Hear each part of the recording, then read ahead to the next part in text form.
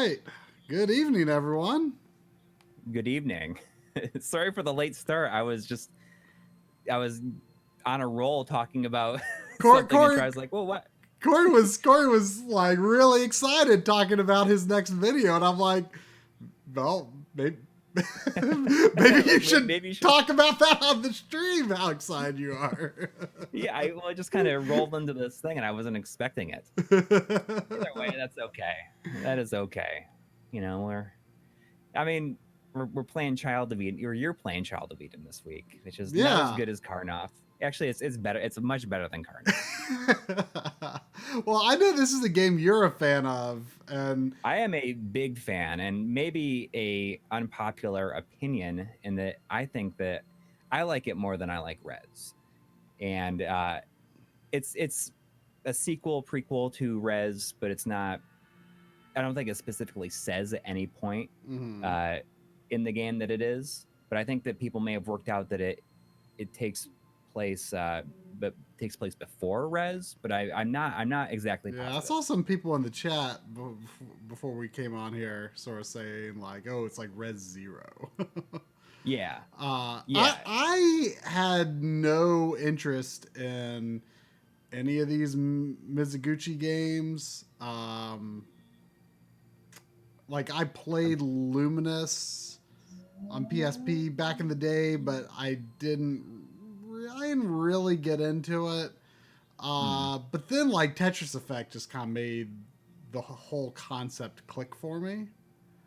The synesthesia. Yeah, I guess. Synesthesia I guess. Feel. I guess to an extent, yeah. Where you like feel like I mean, I can really get what they're going for now, because like the reason I had kind of stayed away from these games, like I mean mainly Rez, because Rez is like the popular one, was because like they were always classified as music games, and I always associate music games with rhythm. And, you know, I have no musical aptitude whatsoever. I am very bad and don't particularly have any fun playing rhythm games, even though a lot of people are just like, go nuts for them. They just don't work for me. But then when I play Tetris Effect, I'm like, oh, like, the game is about your actions creating music or sounds in a way, but you don't have to do anything in rhythm to make it work. Like it's all independent of that. And then when I took a closer look at a video of Rez, I'm like, oh, I mean, it's like, it's the same thing as Tetris Effect, where it's just like, you're just playing a regular game. And it makes these cool visuals and cool sounds, but it's not a rhythm game. So that kind of completely changed my opinion. That was when I got interested in playing Child of Eden. Like some of his other ones. Yeah. I mean, I like it because the music's a bit poppier, and it works. It's like the music is, some of it is like the same people. It's in like Mizuguchi's, like the band that he produces, like the Genki Rockets. Let me know if the I love the combination of like the FMV in this. Let me know if the volume is at appropriate level. Yeah, music is a big part of this. Right. So, I mean, I don't want it to be too loud, but I've already kind of done this tutorial. I didn't finish the level, though, because it was kind of weird. Because I started, this is the PS3 version. And I started off trying to use the Move controller because, you know, I enjoy well-done motion controls. But I didn't like how the motion controls work. Like, it would work like in like a stand-up arcade cabinet sort of scenario. I think it would work well, but like the way it wasn't quite like moving a Wii remote where you can just like rest it on your leg and just like turn your wrist to like look around the whole screen. Like you like kind of had to physically move. Right, because I mean, it first came out for Kinect, and it was all about which is probably like one the of the big reasons that this is not as popular as Res is because people associate it with with Kinect. Yeah.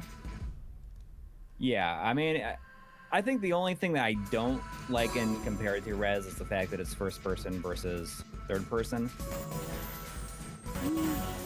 But I mean, it's only that way because of the way it's meant to be played. I mean, I got a Kinect. I found one at Goodwill, like in pretty good condition, and I should hook it up. And I bought a 360 version of this. I think it was like $4 or something. Oh, silly. But I should hook it up and play it sometime. I haven't played it that way.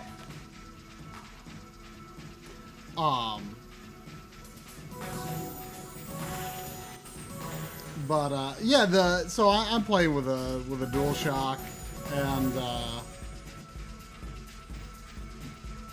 you know, it definitely controls just fine with the DualShock. Yeah. I mean, it's kind of Panzer Dragoonish, I guess. Oh yeah, exactly. I see that if Gangway Gamer is asking if we tried Res Infinite on PSVR or just in VR in general, and I have played it. It's one of the, as unfortunate as it is, it's one of the games that, at least the main game, not so much the Area X stuff, kind of gave me motion sickness, made me kind of sick to my stomach. And I'm finding that that's the case in games where when you aim with looking, and if you're constantly moving forward, like you are in this or in Res, and you're like aiming and looking, I just found like that made me sick to my stomach. Mitchby was saying you should turn up the game audio, but it's I can definitely hear it pretty loud. Well, that's because I turned it up a lot more on my speakers than I normally have when I'm streaming. Just because I mean it is part of the the whole point. The experience. Yeah, Gangway, like the Area X stuff is definitely designed for VR, and it because you can free roam and stuff, and that's much better that way. But just like the main game definitely made me a little queasy afterwards. And like I think that there's one game in like the demo package you can with PSVR where you're like in this ship and you're jumping throughout space, like from like meteor to meteor and stuff like that. It was the same way. I mean, it's a cool ride, but it definitely made me sick to my stomach. You know what I should do? So my mom is visiting from Florida, and she comes up about once a year. I should have her try VR. I should have her try the I think the good one to try is the one on the PSVR Worlds, the deep sea dive one where you're just in the cave, you don't move around. I don't think I've even tried that one. It's completely just an experience.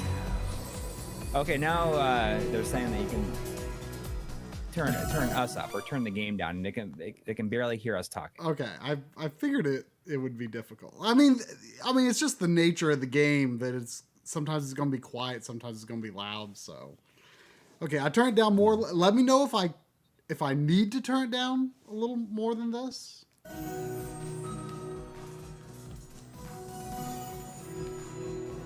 I certainly can. I certainly can turn it down more if I need to. Yeah, let us know if it's better now. I fought a boss when I was testing the game earlier, just after this. Well, I guess this is the boss. And I was using the move controller, and I was like, well, I'll like finish the first level and then just like continue from there. So I wanted to try out the DualShock control and make sure I liked those. Right. And like for whatever reason, was like acting like you could switch. It's like, oh, you know, hit any button on the DualShock controller to switch to DualShock controls. But every time I did that, it's like, oh, no move controller detected. And so, like, I just had to quit the level. I couldn't figure out how to get around that.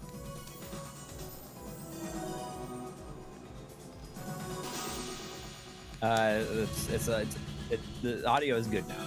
It's a large improvement. Will we ever do any sort of 3D shooter episode? I could see doing that. I think that'd be a lot of fun. So as 3D shooter, earlier, as in like defined how exactly? Looks like Panzer Dragoon, Star Fox. Oh yeah, sure. Panorama, Rainbow Cotton, Space Harrier. Like I think that'd be kind of a fun. I mean, that's like one of your favorite genres. Yeah, maybe my favorite genre. Yeah, but I mean, I think that would be a lot of fun. Well, Omega Boost kind of got its own level, but I mean, I could see myself maybe revisiting it. Who knows? It might be fun to do it. I'm kind of rediscovering like a excitement about doing just game episodes lately. I was getting excited telling Troy about how I'm working on a follow-up to the Sega Ages 2500 episode because, like, the audio might have been too high when I said it, but my mom is visiting and my time is super limited right now, so I thought I'd just do kind of an easier episode. And it's been 2 years since I did the first Sega Ages 2500 episode, so I thought it'd be a fun one to return to. And at first I was having a hard time writing it because I was like, you know, I very rarely actually talk about the specific gameplay and stuff in games right now, like the way that our episodes have just become. Like doesn't really happen that often. I was thinking like, well, I'm good at talking about certain, getting into certain technical aspects, but I was having a hard time getting into a groove. And then just one day it clicked with me and I kind of got excited. And for some reason I thought I was in like a cutscene or something. I realized I could control and shoot.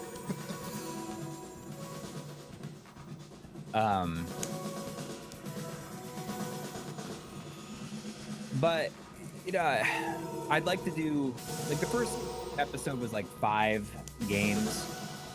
I would ideally I would like to do 10 games in this one. Some games they take a little bit longer to get it to explain or talk about, but other games really don't. I mean, there's not a lot to say about columns, but there's certain aspects about columns that I didn't even know that I learned from putting this episode together, and that I didn't. It's like such columns is a game that is totally thought of as a Sega game, and it's on every compilation ever that they've ever released, and it's still a bit hard for them to hear us. So can you turn on the game just a little bit? Yeah, this part's pretty loud. All right, I turned it down a fair bit. But I didn't realize that it wasn't originally created by Sega. I think that was kind of interesting, and it's still, there's only so much to really talk about when it comes to a remake of it. But I can still manage to talk about each game for 3 to 5 minutes.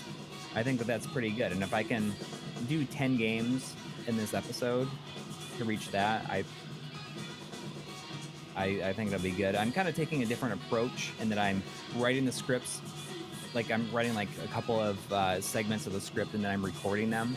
Then I'm kind of stringing out the audio in the edit, and then I'll record more, and then rewrite some more, and then record. And I mean, it's gonna be not exactly it's not gonna be a B-roll heavy episode, which is good because my episodes, at least for sure, have become like very B-roll intensive as of late. Maybe almost too much. So this is going to be a lot less B-roll, more gameplay. That said, the chances of it being out next Sunday are very slim because I just have, just because my mom's here. And so it'll probably be released like it might be released on a Sunday, or I don't know. Yeah, well, it'll be released on a Sunday for sure. So we'll save it. May as well. Yeah. I mean, I want to continue to release our episodes on Sundays. But if I can manage to get it done, the thing is that my mom's here, and then the weekend after that, like she leaves next weekend. And then the weekend after that, we're in Long Island. So maybe I would save the game to release while we're at the Long Island Retro Game Day. So it's a week after that. And then the weekend after that,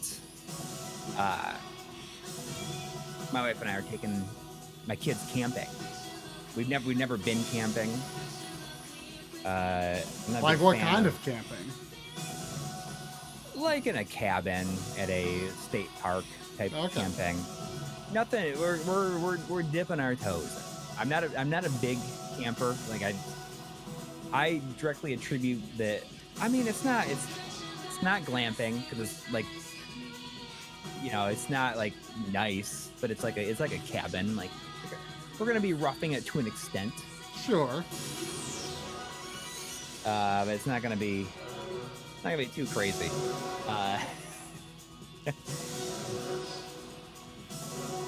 We are going camping at a state park that is. Oh, is it gonna be the one I'm thinking of? It's gonna be the one you're thinking of because it's like I can't like not laugh when I say it. I don't know if it's too racy for the for our stream. We're going camping at Big Bone Lick State Park. That's what it's called. I've seen it. I've passed the sign.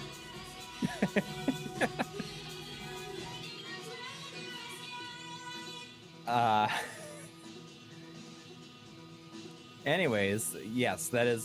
So we're doing that the weekend after. We're gonna see how it goes. They make you sign up for 2 nights, but we might only go for 1.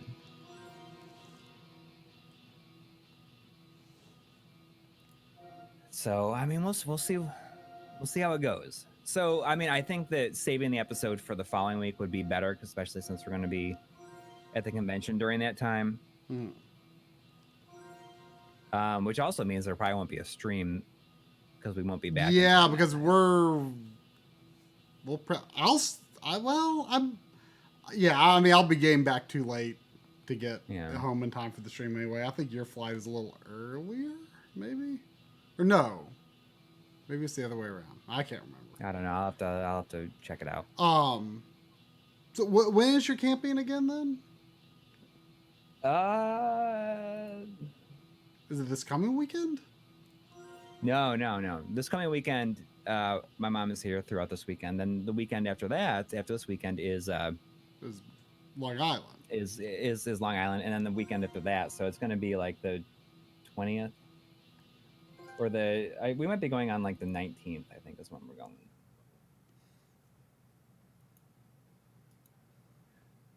And then it's crazy that my kids are back in school already. Summer's like over for them. So yeah, I mean, we're just gonna do what we're gonna do. So I guess I should just bring up, since we were talking about it in our patron Discord earlier today, like not as a regular episode. I want to hear like what the feedback might be. Like you saw me talking about it. Oh, I didn't actually. Oh, so we are thinking about like not in replacement of regular episodes. Like it's still going to be the same way for regular episodes, but like every once in a while,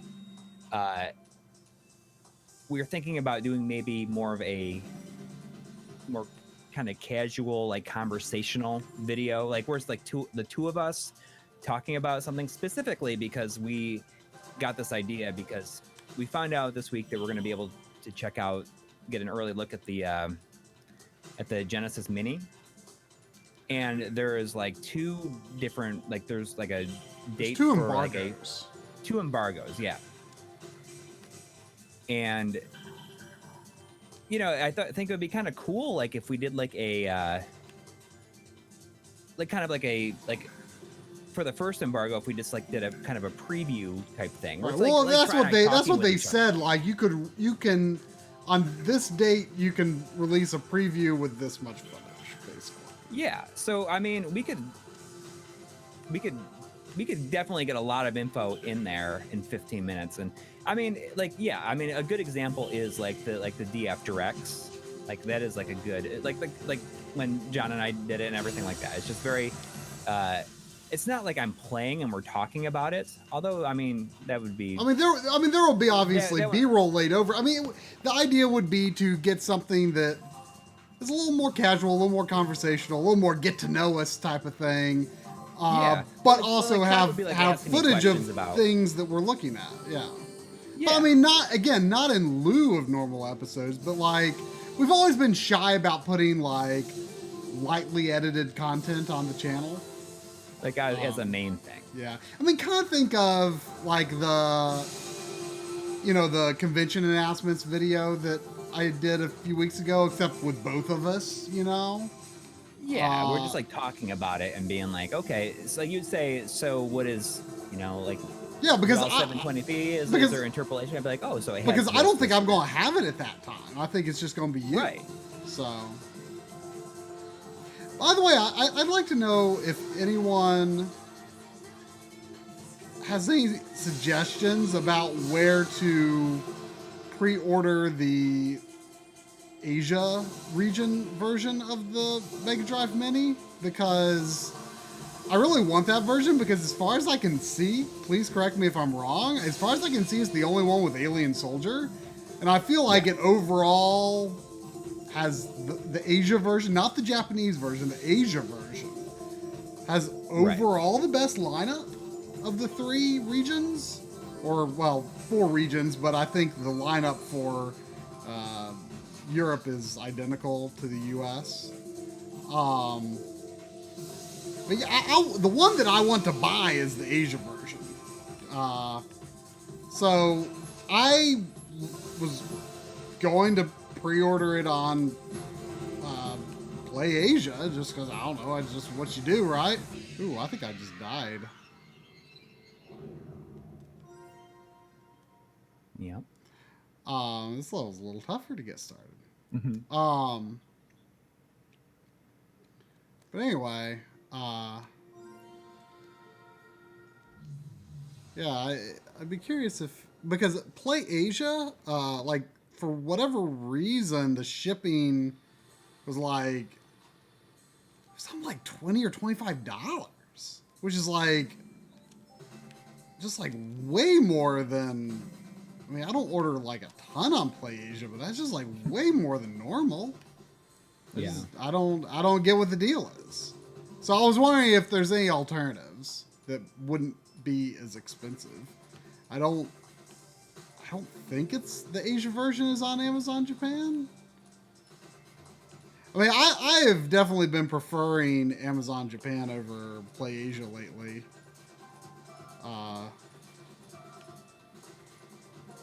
Usually you save a little money doing that. Yeah. It's faster. It's actually really fast. Yeah, I'll look into it. I haven't really thought about it too much.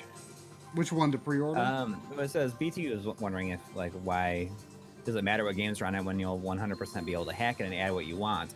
I mean, you'll be able to add what you want, but I mean, you specifically want probably the tailored version. Right. Like I've kind of lost interest in like hacking those types of devices, to be honest. Like, and besides, like, to me, it would be like a way of owning a physical version of Alien Soldier, essentially.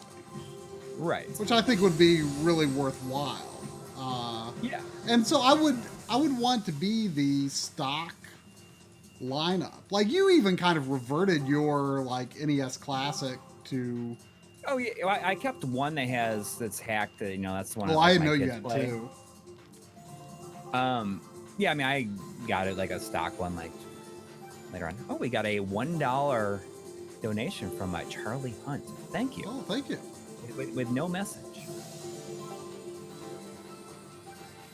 Thank you very much.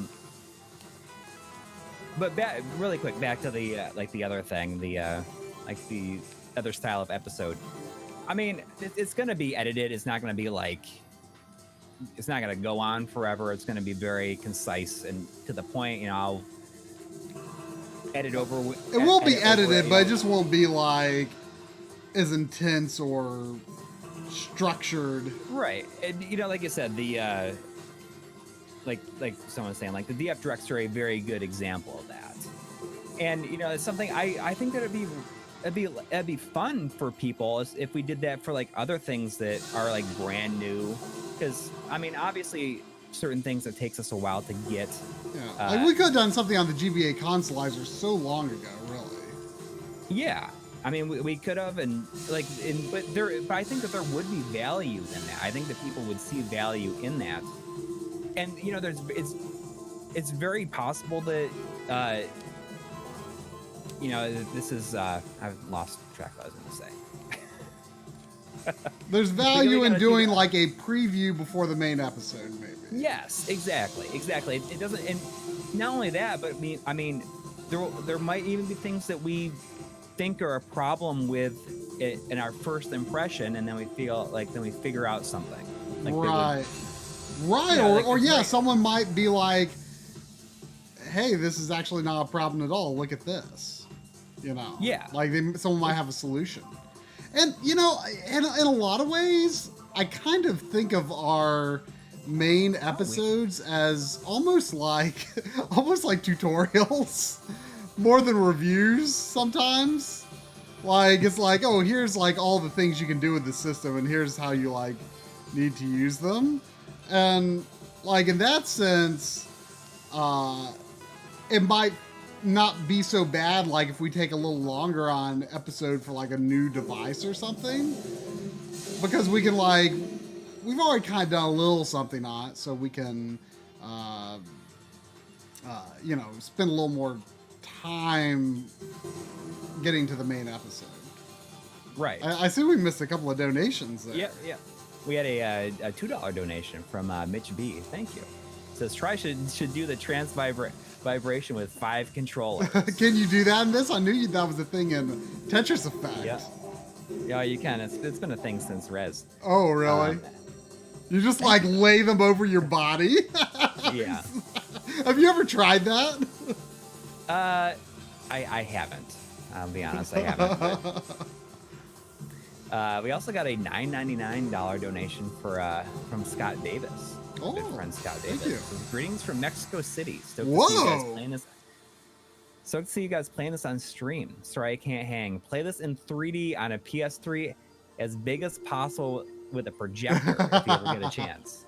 I remember him talking about that, like playing this on a projector. I did notice it said 3D capable. You know, I picked up at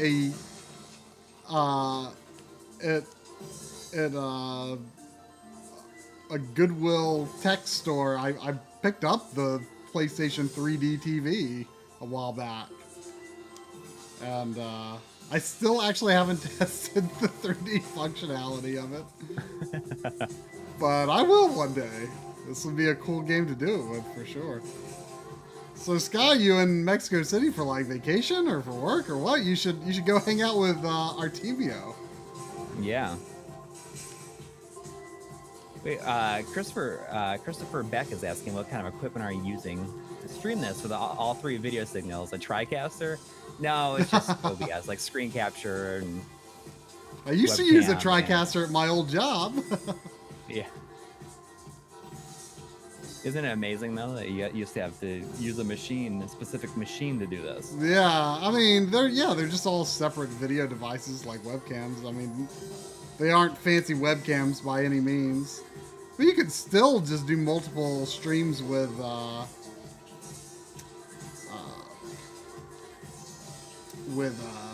just multiple video cards. I was clearing out some junk in my unfinished space upstairs because I'm planning to finish it later this year. So I was like kind of clearing some stuff out last weekend, and I have the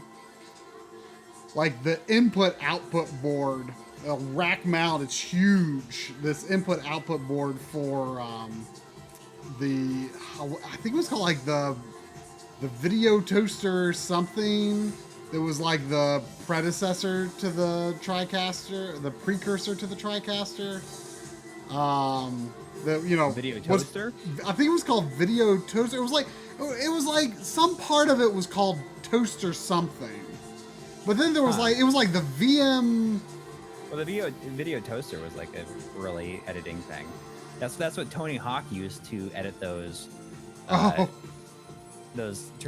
16 videos. You know what? I think the company that it was maybe made by was called like the Toaster Guys or something. But it was new tech, like VM something 3 or something like that.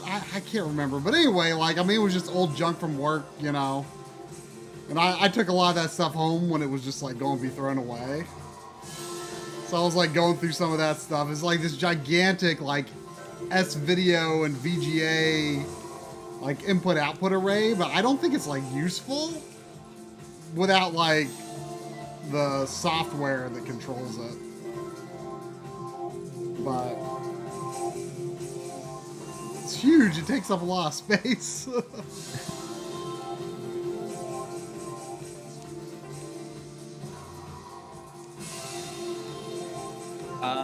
One last thing about the kind of more casual episodes. I just want to mention it because I put a tweet out there earlier and put a thing on the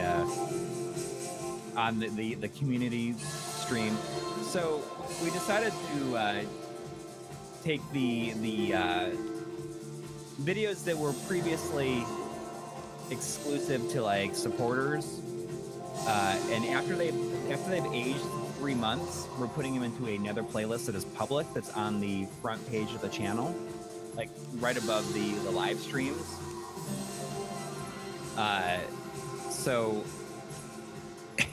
if you were looking for anything to watch, there's almost 60 videos in that playlist that range from anywhere from 10 minutes to an hour. So there is a lot of stuff, and every month there's I will be an hour-long video. Oh, I'm sure there's an hour-long video. Really? I mean, there's there's uncut interviews, like the limited run guys. Well, that was a little shorter interviews. than the first level. But if you go to the front page of the channel, you will see it. I'm checking it out right now. See where it's at. It's a playlist called Video Logs and Bonus Material, and it has 59 videos. And there's some random little things in there. I mean, there's like the intros are in there, the original intros, stuff like that. But I mean, it goes back to the oldest one is the uncut interview with Rand Miller. But there's a lot of really old stuff, like the RGB 104 CRT and PVM Insanity, your mystery bag of game stuff. Oh, you have to get a certain rank to unlock other number levels? stars. I mean, maybe. I don't know. I never really had a problem with that. Huh. But there is a ton of videos to watch. There's blooper reels in there. There's all kinds of stuff. But once we started doing the video logs almost every week starting last October. And sometimes those have not released in lieu of an early episode or just a holiday or something like that. But I mean, there's a lot of them. I mean, there's I highly recommend watching the hour and 11 minute video where we are walking and hanging out with Mike in his basement. Oh yeah. That's a really good one.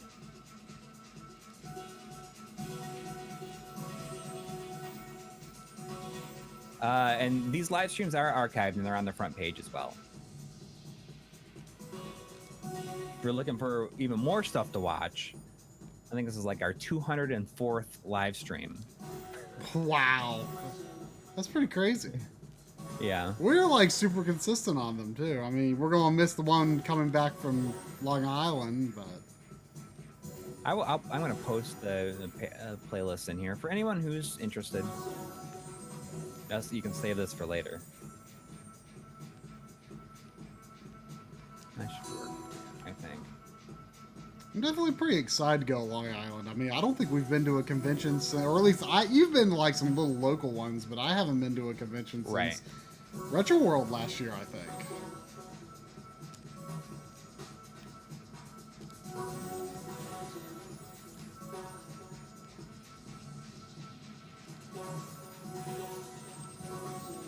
Is the stream for some reason?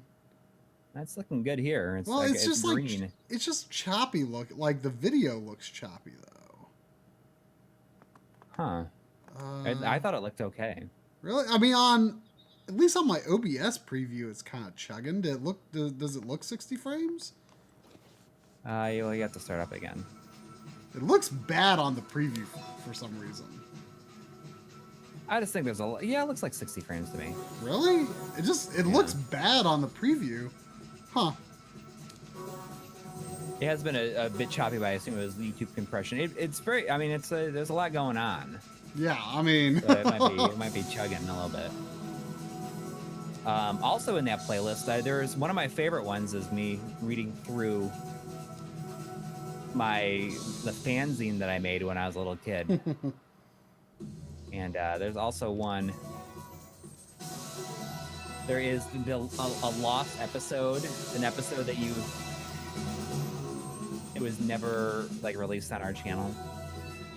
Oh, it showed up when we did the I forgot that was in there. Yeah, the lost episode about Resident Evil Revelations 2 and Barry Burton.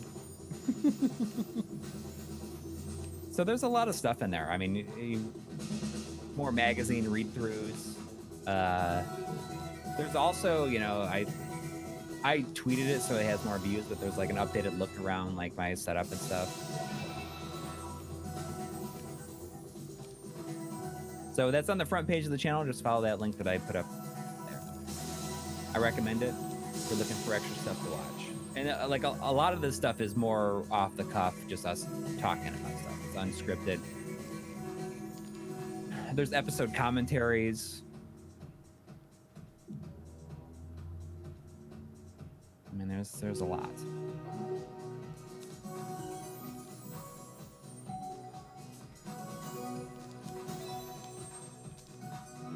We've been doing RGB videos since 5 years. Is it 5 years since we released 101?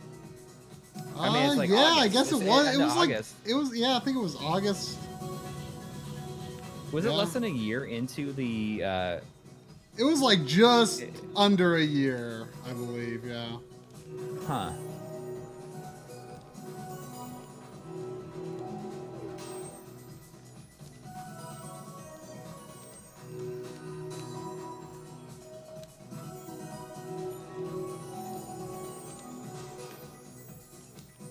The one game that I haven't gotten around to playing yet that I really want to is very inspired by this and Rez is Jupiter and Mars, the PSVR game Jupiter and Mars.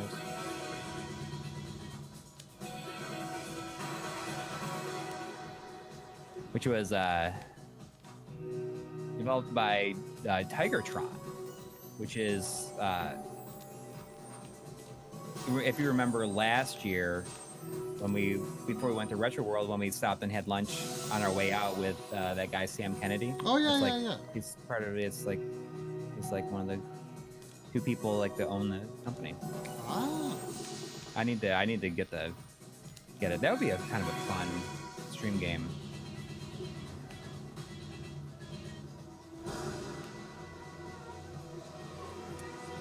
Do I have any idea what our next RGB video will be? There will ideally be a 200 series this year. I mean, it's stupid. It's been so long, and when Tri finishes with this series that he's working on, that is like it is RGB based, but it's not. It's the documentary version of the RGB series, kind of. Yes. It's about the people. About the people, and kind of a lot of like stuff that you might not have anticipated covering. I think originally, just like preservation stuff and like the challenges. That that was a major topic for it originally, but it got a lot more complicated. I had to really pick Artemio's brain on that because it was starting to feel like it was out of my depth.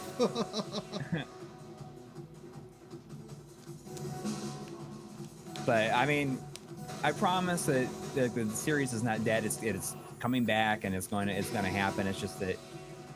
Yeah, I mean, once I'm done with this series, like this series is consuming all of the work time that I have. Yeah. Essentially. It's going to be a mini series event. A mega mini series. A mega mini series. It's going to be 5 episodes that we are going to release them 1 week apart. So the whole thing is going to be done. It's going to be 5 consecutive weeks of weekly content. Yeah. It's all about this thing.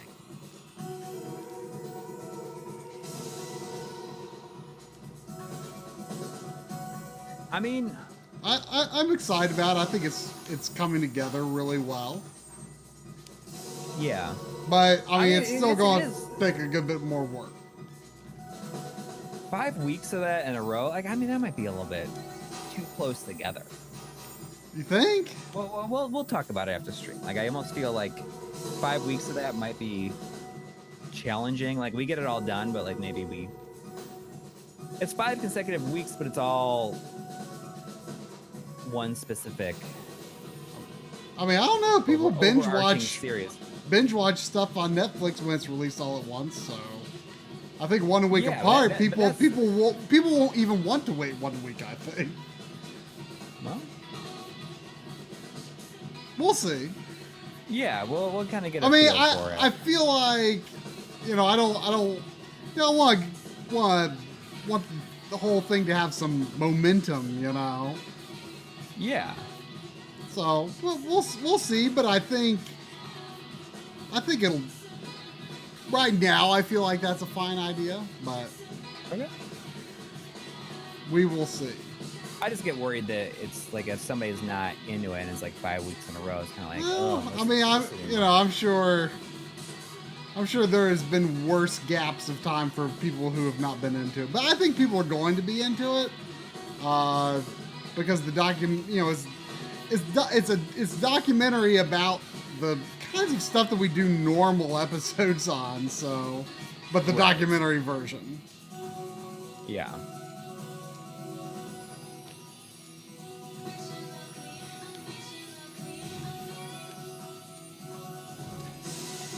Well, we'll see what happens. And the thing is like we can use that time then too to like get ahead, recuperate a little bit, and also like really get ahead, like get far ahead if we wanted to. I mean, I really want to.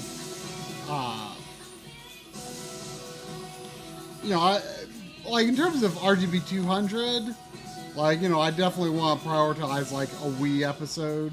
So I think it would be awesome if we could somehow get both the Wii and the Dreamcast out this year. I think that would be gigantic for us, and I think it'd make a lot of people happy.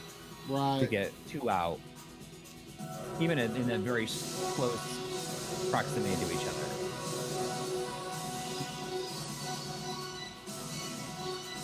And then we're like done with Sega systems, except for like Game Gear,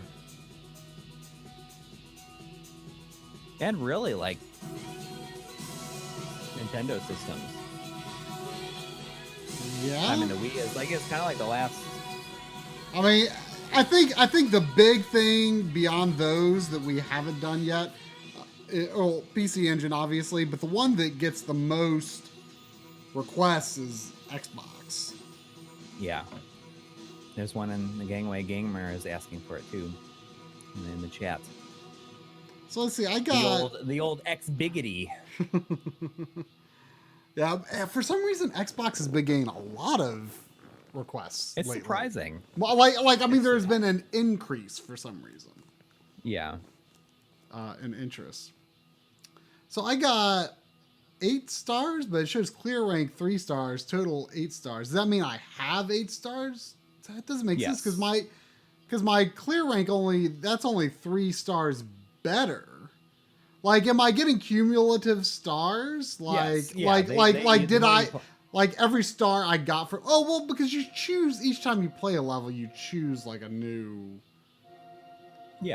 item. So I guess it still counts. Okay. Will we ever redo old episodes? It's doubtful.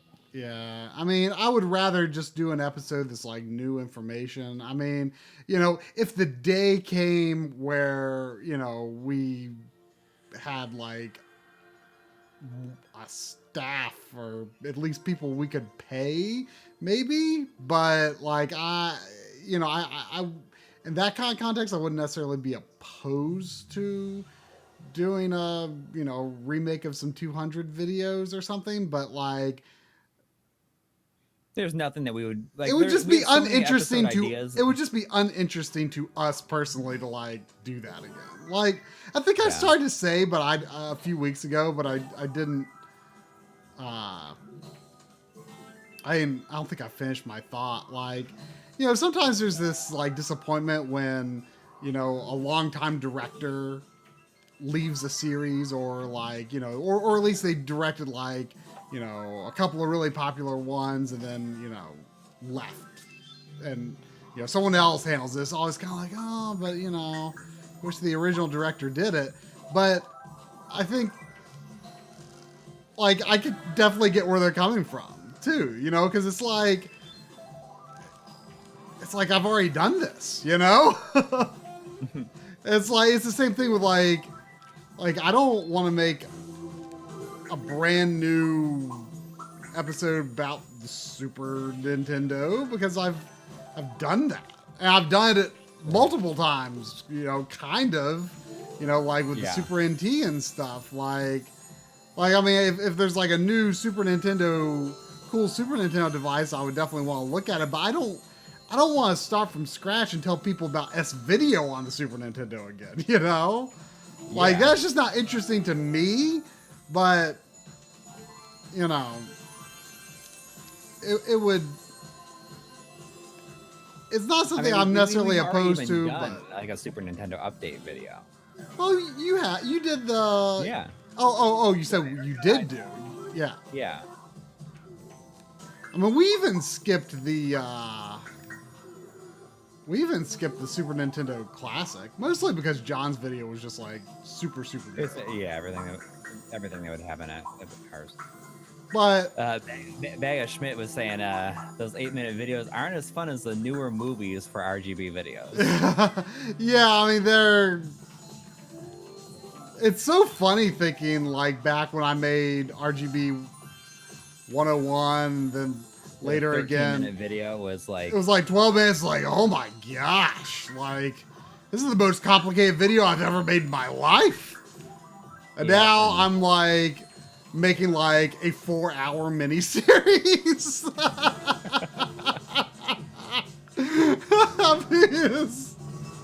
Yep. I think about that Phantasy Star video, that first Phantasy Star video, that's like 7 minutes of me talking about Phantasy Star, and I'm like... This is Coury. Phantasy Star. Well, yeah, there's not only is that, the most important game to me. It is. But I think about the fact that I just made a 50-minute video on the series is kind of stupid, but like whatever. It is what it is. Yeah, you go back to those old videos. Someone made a comment today, and it was a timestamp on on DuckTales Remastered. Oh, I saw that. Yeah. It was a timestamp at 0 Zero- minutes and 0 seconds, and it says, what did it say? Like a legend is born, or something like that. He went to the very first video, the very first The very- second of the very first video. And it's so different what that was, you know? Yeah, it says a legend is born.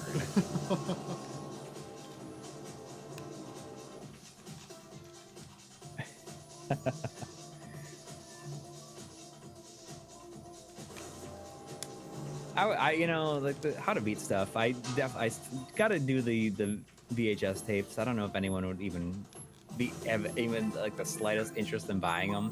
Like we made more VHSs, but it'll happen eventually. I mean, I think we should just put some like regular episodes on VHS tape. You know? Yeah. You know, I'd be curious what the stream chat people's opinion is on this, but like, I have, obviously back in the day, once, anyone learned of the difference between widescreen and pan scan, any self-respecting movie fan was like, oh, well, duh, I have to have the widescreen version. I want to see the whole shot. But yeah. But nowadays, though, it's like it's kind of like if I'm going to look at a VHS or a DVD, now I kind of want it to fill the whole screen, like just because, like that's not like the context that I would like really be watching a movie. Like if I was watching a movie for real, I'd be watching it on my main like TV. not DVDs though. Not DVDs. The thing. Well, are you gonna tell me that you like no didn't watch no you're misunderstanding. You're misunderstanding. I'm saying back in the day, including DVDs, obviously I always bought the widescreen ones. But now if I like look at a DVD on like a CRT or something, I'm kind of like, oh, I wish it was like just filling up the whole CRT because I'm looking at a CRT. It's like back in those days we were always looking on a CRT. I don't agree with that. I mean, I like the look of DVD is widescreen to me. See I kind of had a renewed interest in the look of DVD when I was working on the PS2 episode. And I realized it just really hit me how much better DVD looks on a CRT. Like even a PVM. Like DVD just does not look that good on, an HD TV. Right. It just doesn't look that good anyway. So I was kind of like, man, like CRTs really like make DVD look good.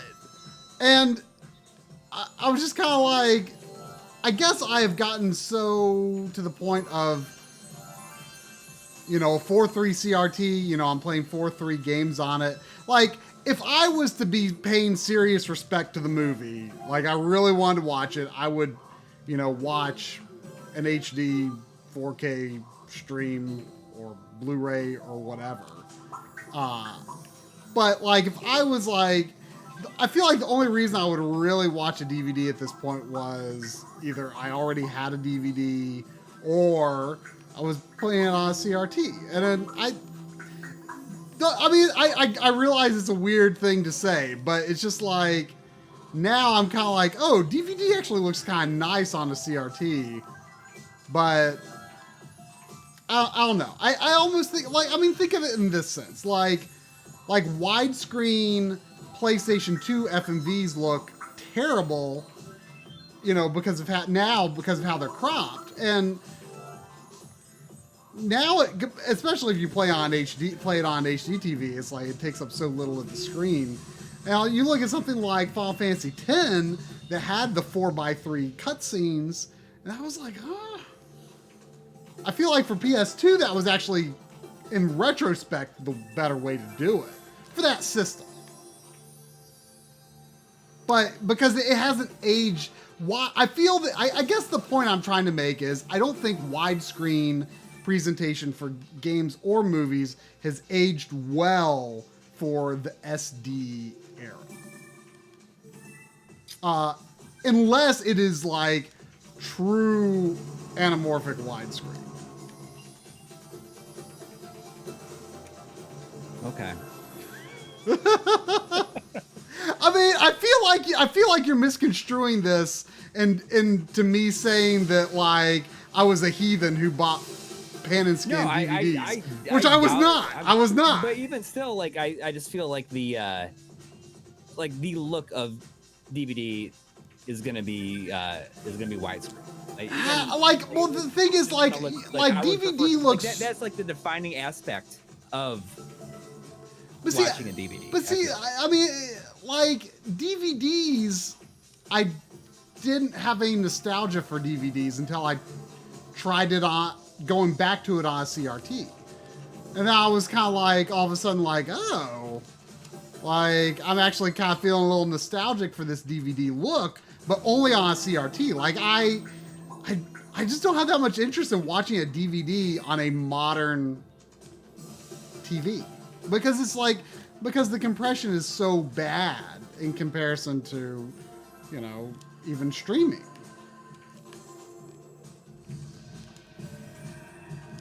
Yeah, Cheesemaster's right. He says that the full screen version is always outsold the widescreen, and that's definitely true. I mean, don't get me wrong. I'm saying that like that is a horrible thing that happened, but well, it's just because people.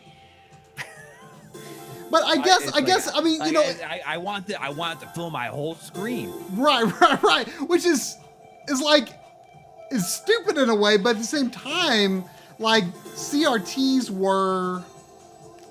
that was the technology at the time, and now that like, you know, we've moved beyond CRTs, and now we're like, you know, figuring out where CRTs fit in with things, and of course, for the most part, it's for games. But like, you know, you were talking at the start of your video game VHS tapes episode. There's nothing more nostalgic to you than putting in, you know, the original Star Wars on VHS, and it's pan and scan, you know? Yeah, well, I mean, yeah, that's for VHS, like that's nostalgic. But like, I guess I wouldn't want to. If I was watching a DVD on a CRT, I would not watch a pan and scan version. I guess the point I'm trying to make is that DVD has become to me like a clean version of VHS.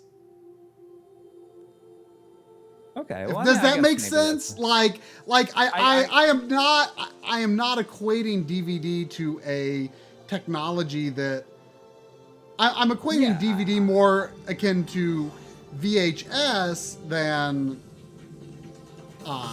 Blu-ray. The very idea of it makes sense, but I don't agree with it. Well, I'm not exactly going around watching a lot of movies on DVD on CRTs. But what I am saying is like I do feel a little nostalgia for DVDs now. In that I guess sense. you're kind of a good age for it. Like, I mean, you went through like, you know, how old were you when you got your first DVD player?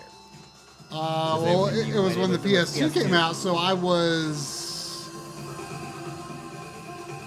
14, 15. Okay.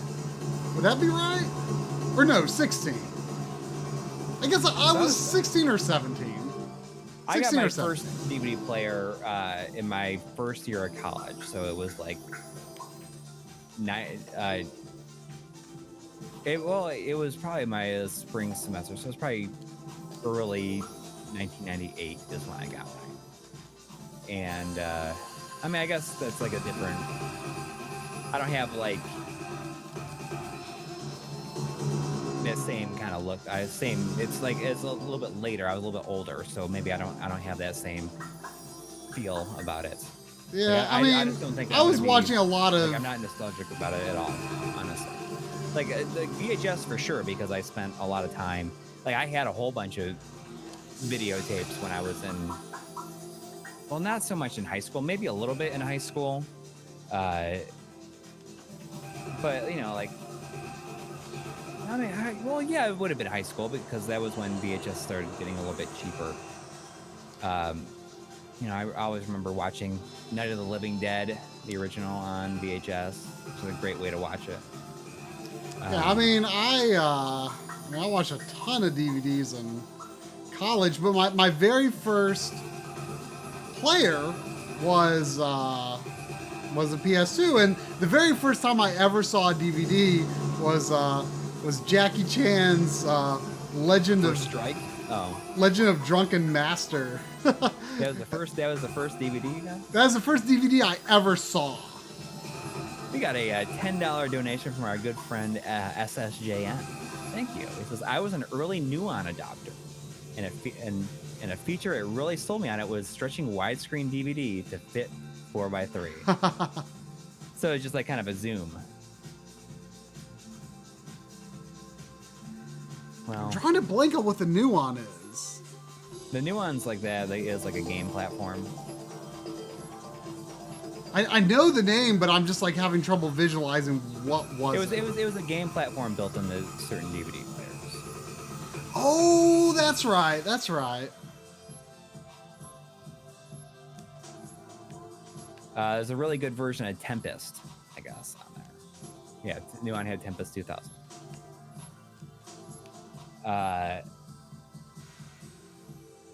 So that was, I don't remember what the first DVD movie I saw was, but I know that when I bought my DVD player, I got Starship Troopers with it.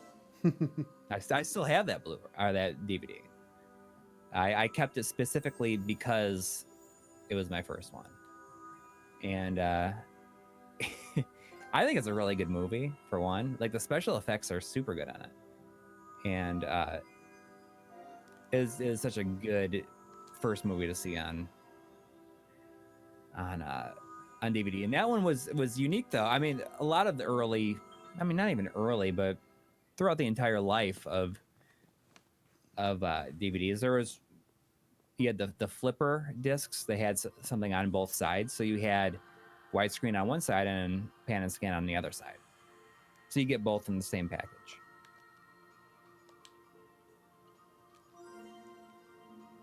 So I need 4 more. First DVD we ever got was Stargate. It was double-sided. Had to flip it over halfway through the movie. Yep.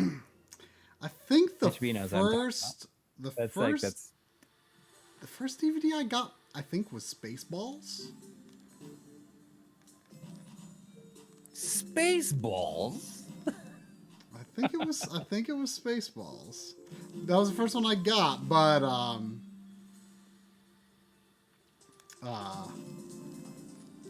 yeah, the first I saw was Legend of Drunken Master, and I remember so vividly, like, my friend had recently, I forget if he had gotten his PS2 or if he was just borrowing one, and like, he went to the rental store and rented Legend of Drunken Master, and we were watching it, and I'm like, man, this looks so good, and he's like, you gotta see this, and he like hit the start button, and it was like rock solid clear, you know, none of the the jittery jumping that you get on VHS when it's paused, and that just like blew my mind. Do you remember when Final Fantasy: The Spirits Within was gonna come out on Blu-ray or on DVD, and they said that you'd be able to pause it and like move the camera to like other. Yeah. Like what the heck even possessed anyone to say that? Yeah. Like there was no way. Like, what do you mean possible now? I mean, it would be possible now probably, but I mean, yeah, I mean, they could remake that movie with, you know, That maybe they could remake that movie in Unreal Engine 4, you know? Yeah, and you can. It would look better, probably. Most of it would look better. I don't know if like the hair rendering or anything would be as good, but yeah. For the most part, it would look better in real time than it did back then. But like that was the. I mean, I know I've got the widescreen version of Spirits Within, but that was what I just for fun I used when I was making the PS2 episode. And I was like, it really brought me back to that moment, you know, when I was just like so impressed by how clear DVD looked. And I'm like, oh, like on a PVM, it does look really good. And it just really brought me back to that. And I feel like that's where the root of my whole argument of saying like, yes, obviously it's a heathen thing to watch a movie in pan and scan, but I feel like now in retrospect, the appeal of DVD is that it is a clean version of VHS. And I feel I'm there.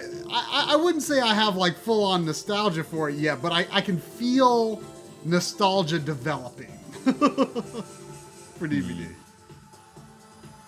I can understand. I don't think that I will ever have nostalgia. As much as I liked it, and I remember like so many people I knew just like bought, including myself, just like bought so many DVDs. Like so many DVDs. Oh yeah, like, I mean, you probably bought more than me, but I bought a lot. I mean, you know, in college, my roommate and I, literally every Friday, we got a pizza and watched movies.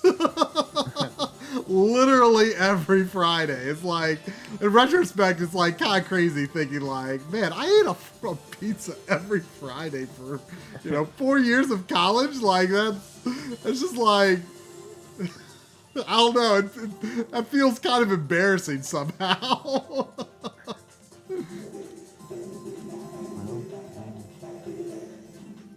it depends on what kind of stuff you're into. But I saw someone mention that The Matrix was their first one. The Matrix was a lot of people's first DVD. I mean, I bought that was the killer app for DVD for sure. Like that was the movie that brought it, I guess, into the mainstream. See, I bought I bought a copy of The Matrix on VHS, at a thrift store, sometime back. Just because, like, to me, it's nostalgic for VHS in the sense that it was like, I feel like it was like the last big movie that I saw on VHS for the first time. Huh. Really? Well, you didn't see that in the theater? Mm-mm. Dang. I mean, it is crazy to see it. What year was that? I mean, I was a little younger. It came out in 1999. 99. I mean, I would have been... It's 20 years old. Like this. It's 20 years old this summer. Came out when I was 20. Yeah, I mean, so I would have been technically a little young, like a year too young to go to the theater to see that. Oh. I saw it in the theater. I saw it opening night, but I didn't really know anything about it, and it blew me away. And that that is a DVD that I did keep as well, even though it's in the stupid snap case, because the color timing on it is different. The whole movie had, the color correction is different. Oh, because, I think I read something about that at some point. In the first one, like whenever they're in the Matrix, in the original version, it's very cold and blue. Mm-hmm. It has like an overall bluish tint to it. But then starting with the second movie, like whenever they're in the Matrix, they kind of gave everything a kind of a greenish tint to it. Yeah, in my memory, it always was green, but so I guess I didn't realize that. When it came out on Blu-ray, they went back to the original and redid the color and made it so it's green in the first one. And interesting. It's like it has a different look and feel to it. Which do you prefer? I mean, I don't think I've ever really sat through the entire movie in the green format. Mm-hmm. See, what I've got is like that big box that has like the Matrix code on the cover.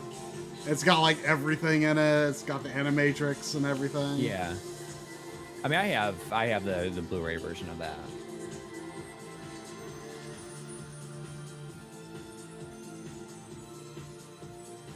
I mean, when I think about like probably the last movie I bought on DVD, I want to say that the last movie I bought on DVD was probably Old School, I'm guessing.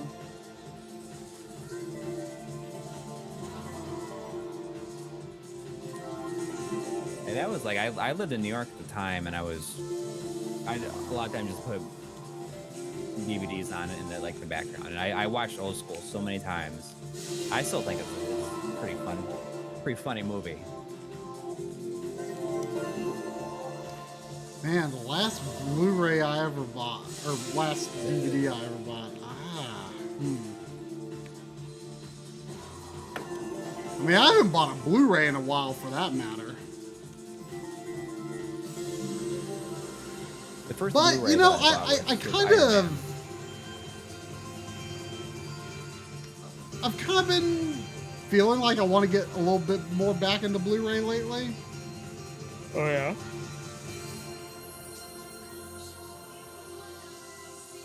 I'm fully out of buying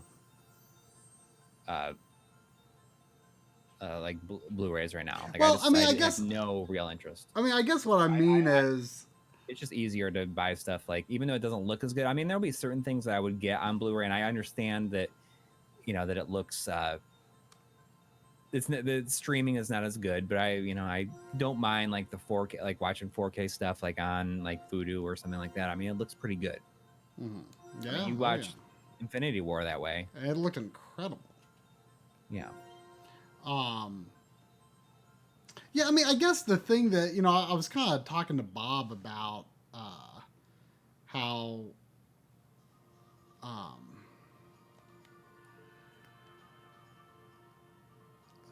guess I'll do level 3 again. How many stars do I need total? I need 2 more. I was talking to Bob about it, and he said he was saying something about you can get Raspberry Pi software that you can play rips of Blu-rays that actually the output timing is more accurate than real Blu-ray players. That kind of made me feel I could see myself maybe being more interested in making rips of Blu-ray movies, and I don't know. I mean, I'm not saying I obviously haven't done anything about that, but it piqued my interest. That is to say. I mean, I don't know. I mean, the last Blu-ray I bought might have been the Stranger Things Season 1 Blu-ray, and I only bought that because the box is awesome. Yeah. Really quick, we got a $2 donation from Mitch B, who says, "Do the trans vibrator." You gotta have to find another controller. Yeah, I'd have to find a bunch of controllers that aren't even charged. Ethelship was asking, what is the best version of Columns? I don't. Is this like in a response to like me talking about columns earlier? I don't know. I don't know how much how into talking about It's columns. clearly columns 3 only because it's got that dumb looking guy on the cover. You know, early in the stream it said that my DualShock battery was low, which is kind of worrying because like it had been on charge. You know, I in retrospect, I definitely am kind of like, oh, Microsoft was kind of right to make us still use AA's. You know? Like, for the long run, like, that's going to be more maintainable. Stand Tall 006, we have not made the hidden menu on CRT's video. If you check out the YouTube channel Retrode, there is a lot of videos on hidden menus on CRTs, though, and repairing CRTs. And there's more concise, or like way more information there than we're currently equipped for. Yes. So check out the Retrode YouTube series.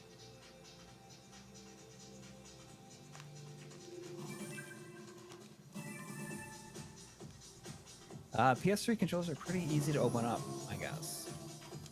I heard the opposite. I've heard they're really annoying to open up. Yeah, I just use like the Eneloops on my Xbox 360 controller. Speaking of which, totally like kind of out of nowhere, but so my daughter's been like playing Minecraft. Oh yeah? Like she had seen some videos of it online and she wanted to get into it. And like, I mean, I have like the Xbox 360 version of it, but I've never really played it. Mm-hmm. So I like turn it on, like let her play, and it's been really interesting, kind of watching her play it, because she like has played some games and stuff with me, but she's struggled with controllers a lot. Mm-hmm. And watching her play and kind of figure out how to like use the dual analog sticks on the 360 controller has been really interesting to watch, because she's getting very good with it. Yeah. And not only that, but I mean, it's just she'll like watch a couple of YouTube videos to kind of figure out how to do certain things, because I can't really help that much because I don't really know much about it.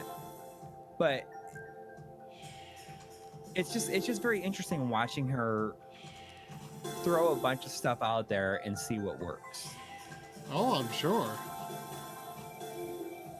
And I know that's probably like a typical like dad thing to say, like as they watch like their kid get into games and stuff. It's probably the same for me.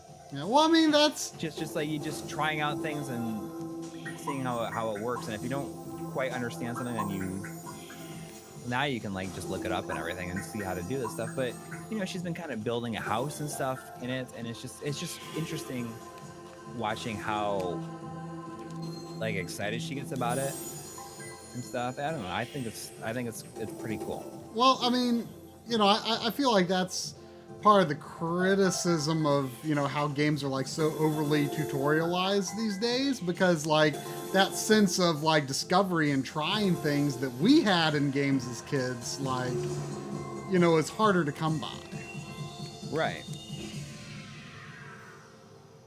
You know, I saw, you know, some, you know, criticism about how Mario Maker 2 really doesn't have much tutorial. Like there's like a tutorial section, but it's in a weird way not that useful. Like it's hard to explain. It's like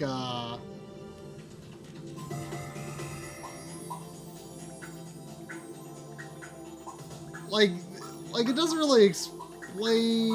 I'm trying to think of an example of like something that I came across that I didn't understand, but like it's very much like they have made the making part of the game like sort of part of the discovery aspect of it.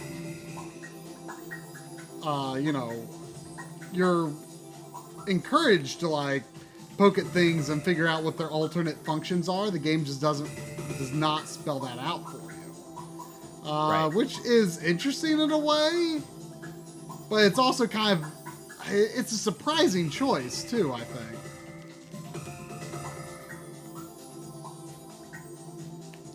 But I guess it's very much meant to be almost like a sequel to Mario Paint, you know? In a lot of ways, is kind of how I think of it. We got a $2 donation from Dante Leone. It says, "Are you going to make a RGB Masterclass for Atari consoles?" I mean, it's not out of the question. Yeah, I mean, I would like to. I mean, a long time ago, I certainly wouldn't have guessed that it would be like amazingly far off or anything, but what do we do for music in that episode? I don't know. What do we do for music yeah. in that episode? We might have to get a little creative with that. About music. I mean, I've got 2 Atari 26. I mean, I've got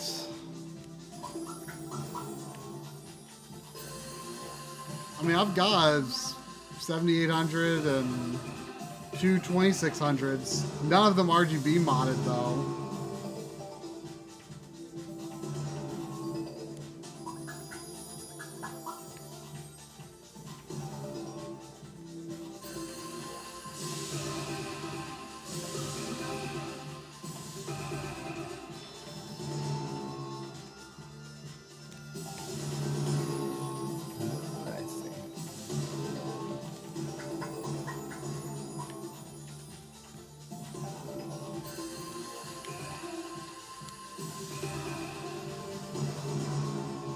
So this is the 3rd level, right? Yeah, I had to revisit it because I didn't have enough stars to move on. I mean, I'm thinking it's.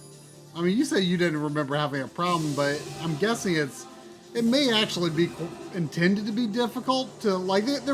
I respect what they're doing, where they're like encouraging you to like learn the levels and like replay them.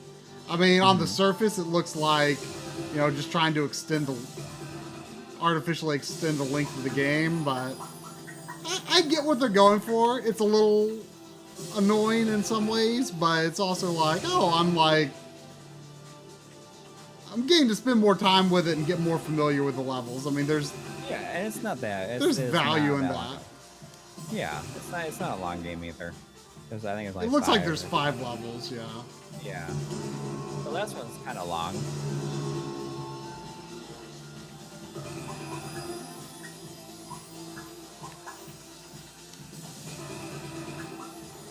Level 4 is Mitch B's favorite.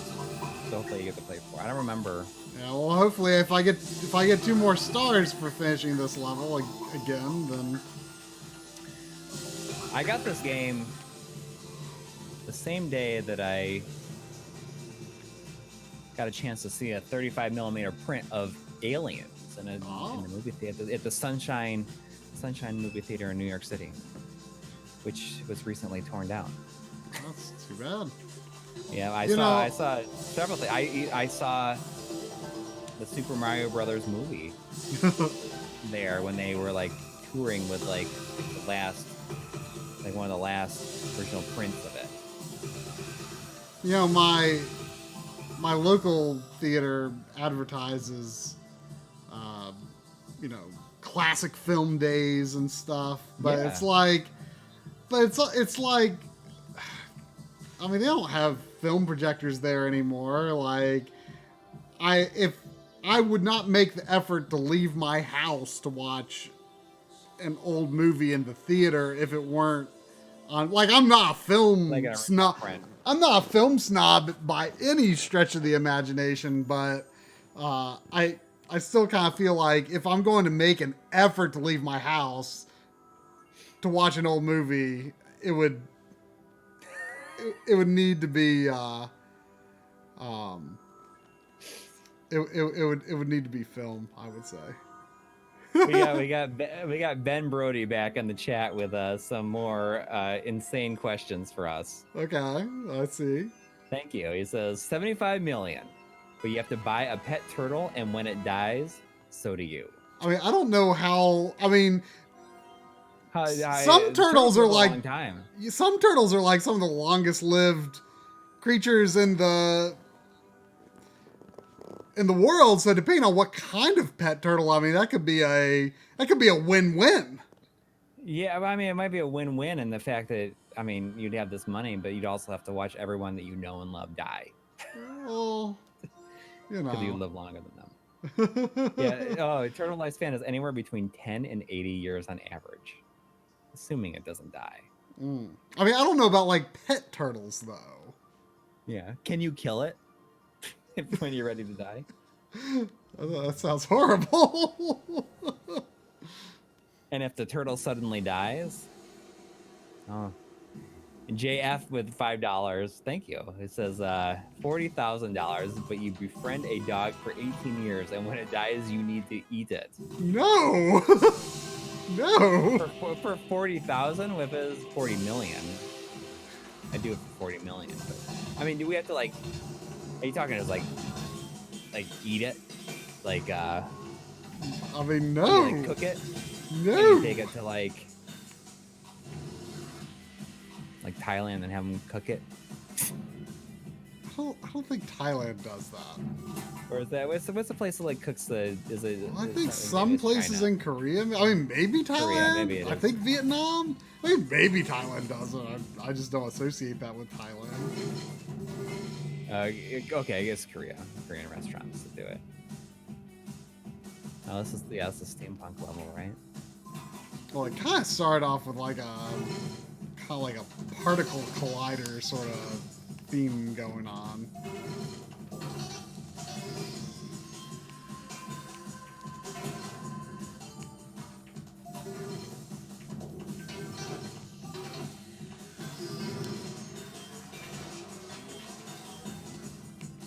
For $40,000, I wouldn't do it. 40 million, I'd do it.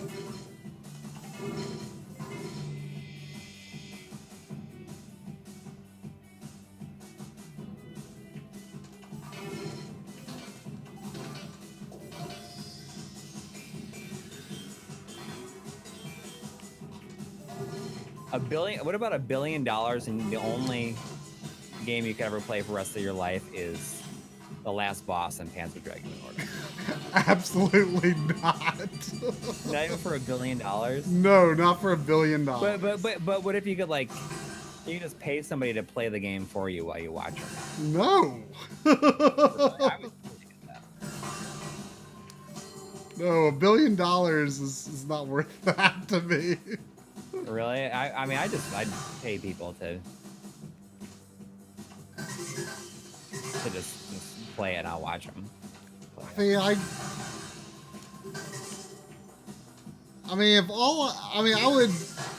would rather, like, I mean, I'm not a big stream watcher. Like, if I'd pay people to come to my house. Yeah, but I mean, even if it, like, I just don't know if I would have that much interest in watching games. Like, I would rather, you know, I would recalibrate my interest toward movies if that happened.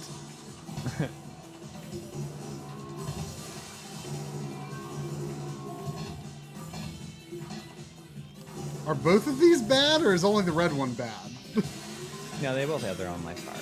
Yeah, I know, but like, is like the red one hurting the purple one? Like, well, yeah. I just wasn't sure because for whatever reason I hadn't targeted the other one yet. Mystery is out of 24-hour stream. My favorite part about Tri-Sport experience: I fell asleep and woke up 8 hours later, and it was the same boss. Oh gosh.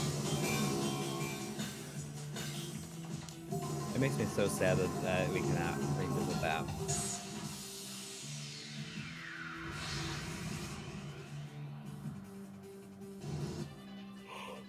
I can't stop yawning tonight. I don't know what my problem is. I'm pretty tired. That's why I wanted to play something that didn't involve a lot of complex thoughts.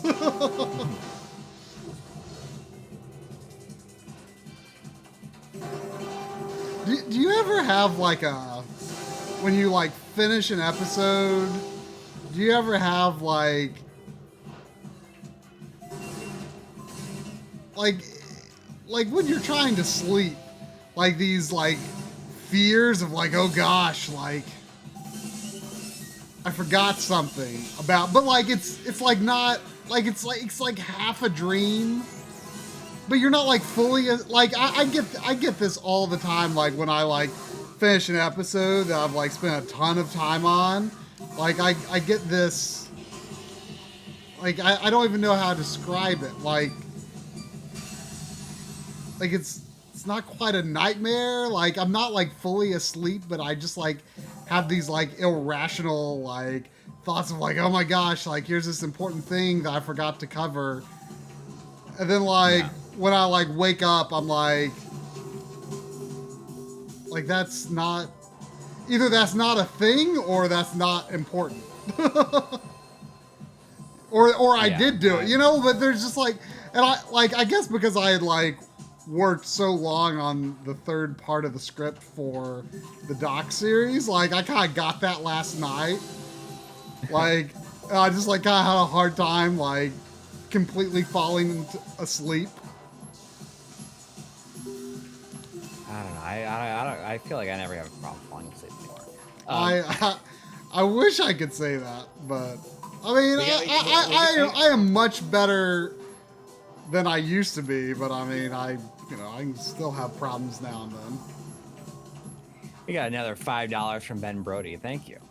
It says 25 million, but you have to wear a shirt with a very detailed drawing of your genitals on it at all times when in public. You have unlimited shirts.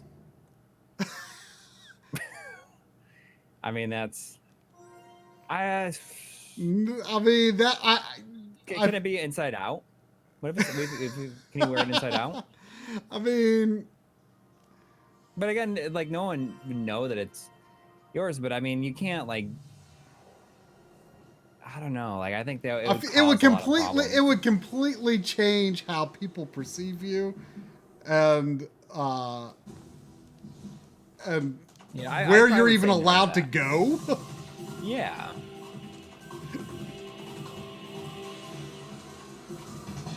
You don't have to leave the house, but I mean, and you know, our YouTube career would be over. But that's not in public. I mean, I was assuming that would count. Yeah. But then again, nobody, like people would never know that that's you.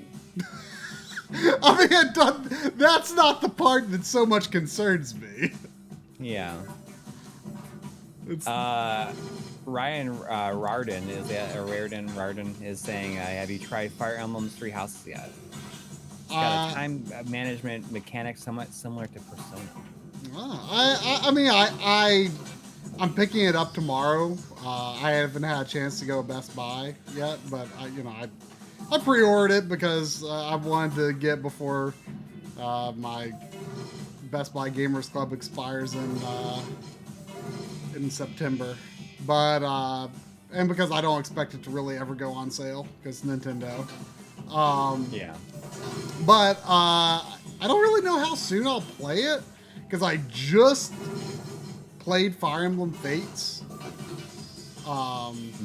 like a month or two ago, and so I'll want some space there. Oops. And I still need to play Fire Emblem Echoes, although I mean really that could be done at any time, but I also kind of just want to get my 3DS backlog done with. So I feel like I would do that before playing Three Houses, but I'm actually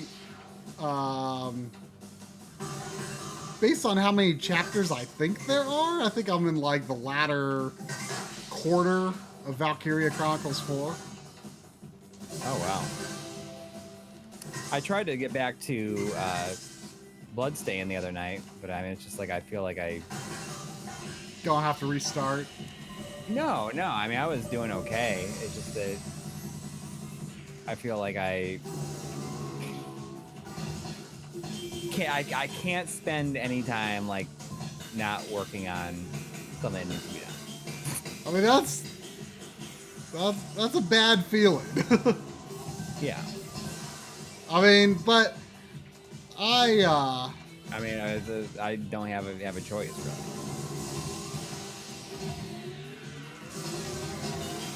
I mean, I've been making a concerted effort to play games in the evening lately, just because, like, you know, this writing these scripts is a pretty long haul project, and you know, I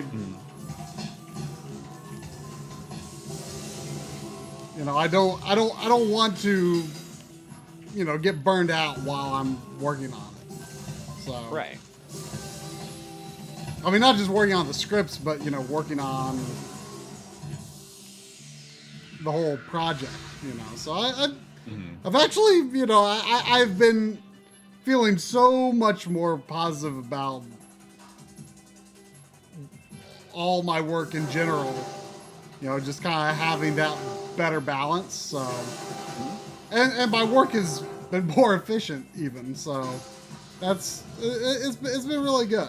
But yeah, Valkyria 4, like it's been getting really good. Like the first half of the game was fine, but just kind of more of the same, not that interesting. But like I feel like it's really picked up steam in the second half.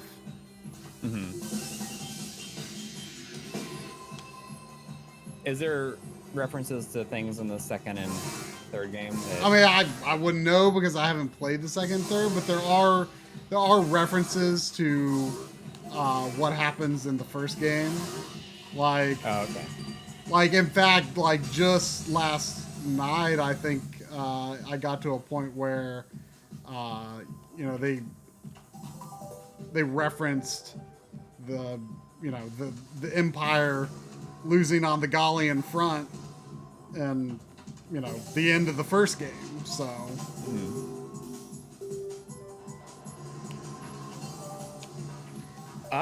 Balin, there is setup tours for on Patreon. If you mine is in the older bonus material playlist on the front page of the channel, but Trials will probably be in the up like next month probably in that playlist.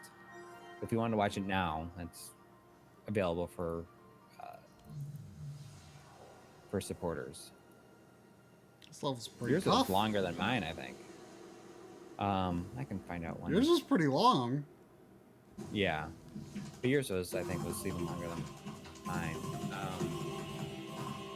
Let's see when we put yours up.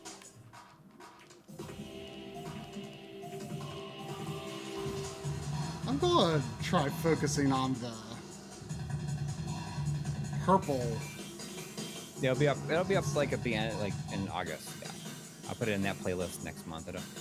We'll have aged 3 months by then. Yes. Well, you're having some trouble with this level. Yeah, it's tough.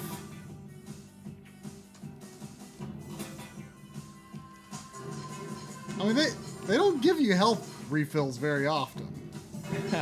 HP is saying how many super chats we need to do for try to do the trans vibration just for the hell of it. I mean, I don't even know where I would dig up all the controllers. My controller organization system has kind of fallen apart, and I need to revamp it.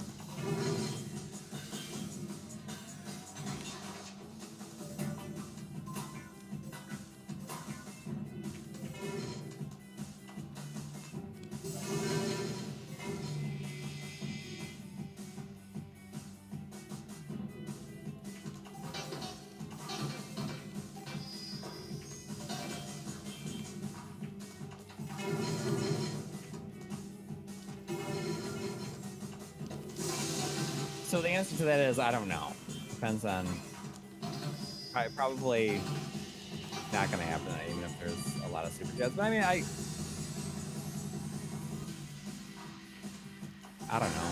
What do you think? What would it take for you to dig up all the things for trans vibrators? I mean, first of all, none of, like, I've only got one mini USB cable that's even long enough to reach all the way from the PS3. Ben Brody says, "Fact: Cinnamon Toast Crunch is delicious. It's pretty good. It's pretty good cereal."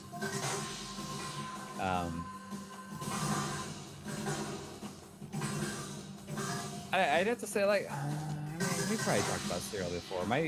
I love just like big bowls of cereal every once in a while. I mean, Golden Grams are better. I'd agree with that. I'd say yes.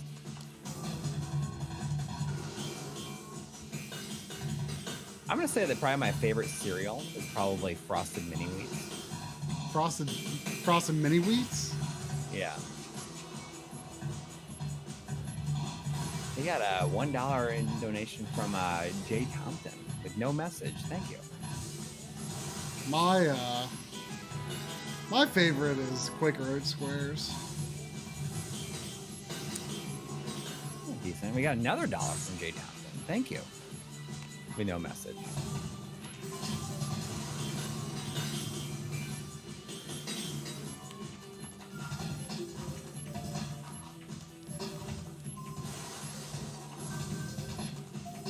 I like adult cereal. Yes, I'd agree with you. I'd agree with you, Q46. Because I like adult cereal these days. The sugar bomb is too much. Yep, I've been eating the when I have cereal, I've been eating the like a special K with the strawberries, the dry strawberries in it. It's good stuff. Although I've kind of switched over to, like, I have like a shake in the morning, like a vitamin shake.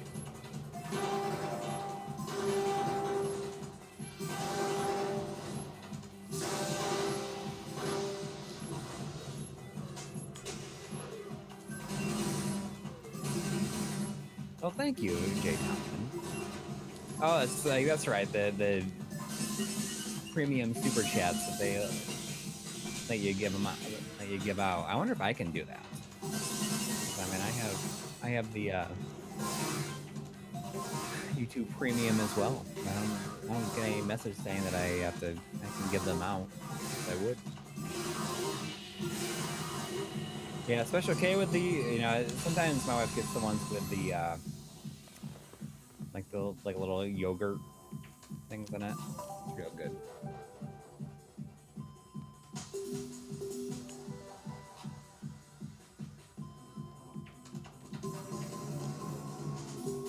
My daughter insisted we get this cereal that's like Chips Ahoy cookies,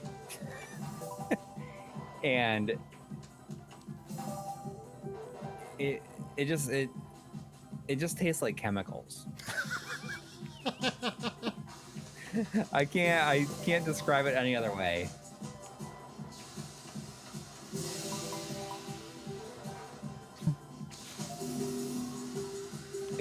It's definitely nothing about it that tastes like chocolate chip cookies, that's for sure. I mean, I guess I'm not surprised. I mean, I remember Cookie Crisp. At least I remember that tasting pretty good, but I mean, it's like... I don't know if I've ever had Cookie Crisp. My mom, was very rarely coaxed into buying kids' cereals. Yeah, I feel like, I mean... What about, I mean... I talked her into buying the Ninja Turtles cereal one time. I mean, I don't know. I feel like there's a specific generation that's like this big in the cereal that, like as they get older, the only cereal that they like to eat is grape nuts. Your parents, they eat grape nuts? Oh no! I mean, my mom likes Quaker Oat Squares and Cheerios and. Cornflakes. $2 donation from Ben Brody saying, "What about Fruity Pebbles?" And I mean, I guess my favorite part is when like my kids will eat their cereal and then they won't drink the they won't drink the milk, and it's whole milk, and whole milk is like when you don't have whole milk, it's like dessert. So I'll like drink their cereal milk. Boomers eat grape nuts. Well, I mean, yeah. I mean, I think that seems to be a normal thing. Like my grandparents also had grape nuts, but I would say that there is a specific generation that's all about the grape nuts. Grape nuts are they're pretty good when they get kind of soggy. Wait, it's gross to drink my kid's cereal milk? Why is that gross? The milk, like especially like whole milk, it's so good, and it's just like a little bit, so you don't have to feel bad having it.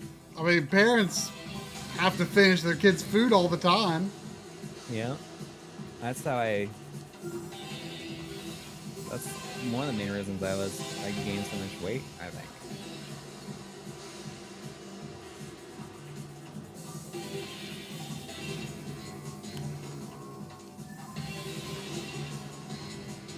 All cereal milk is gross. Well, I disagree. I don't lie. I'm not like in love with drinking the remains of cereal milk, but I'll do it. Yeah. Well, I mean, I'm less excited about cereal milk these days since we switched over to almond milk. But the whole cereal milk is like a special treat every once in a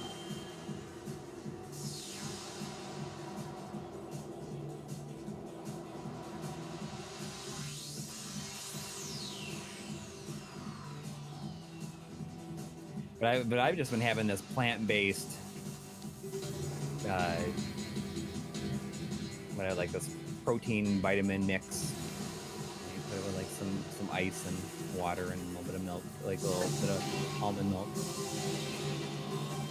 It's not great, but it serves a purpose. You know what? What's probably my second favorite cereal after Quaker Oat Squares these days, which I don't think would necessarily be a very popular choice, but I kind of really like Raisin Bran. Oh yeah, well I don't like raisins at all. So I mean, raisins are divisive for sure. I don't like love raisins, but something about Raisin Bran, I don't know why I really like it. Emperor Ernest, that's why you have unsweetened almond milk. Raisin Bran doesn't do anything for me. I mean, I don't like raisins. Raisins is like one of those things that I've never liked. I've tried a couple of times here and there, but I just don't like raisins. I mean, it's like one of those things like the other thing I think of in that same kind of thing that I hate, like food that I know people that like them a lot are olives. I hate olives. I like green olives and a Bloody Mary, but that's about it. Ben Brody with another $5 million question. So it's 50 million, but you have to get a dog, and whatever it eats, you also have to eat regardless of what it was. The dog would be a border collie.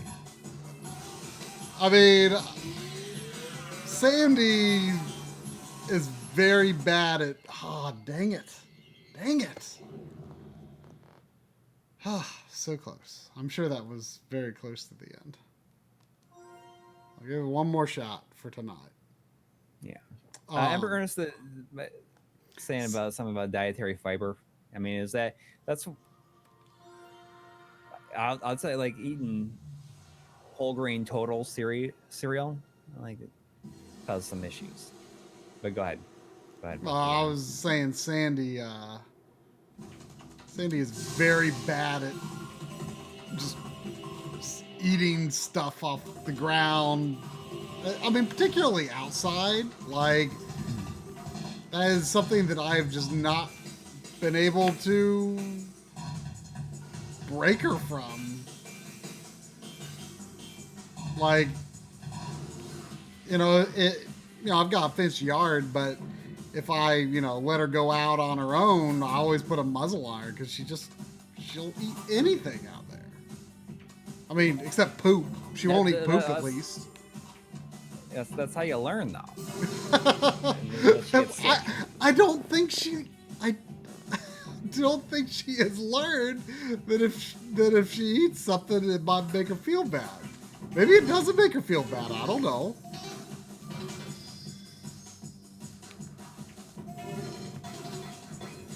See, I don't like the first bites of cereal. That's the thing. The first bites? Yeah. Oh, you mean you like it to be soggy? I mean, it doesn't have to be soggy. Like, just. So you don't ever like eating just eating some dry cereal? I mean, I will do that, but it's like I'm not gonna put it in a bowl and do it. Like, I'll grab a handful or something. Oh, sure.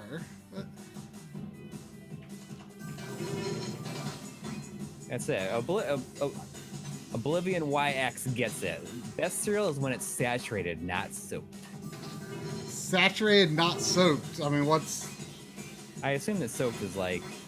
You mean like it's been sitting in that milk a long time? Yeah. Ugh. No. I don't. I like milk to be in the cereal, but I want it to be crisp. I like crisp cereal.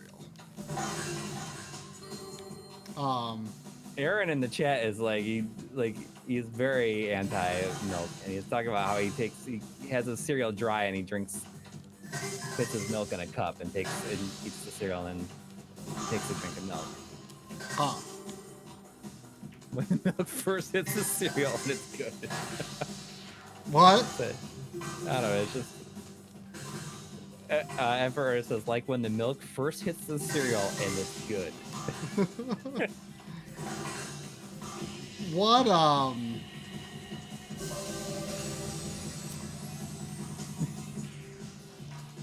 it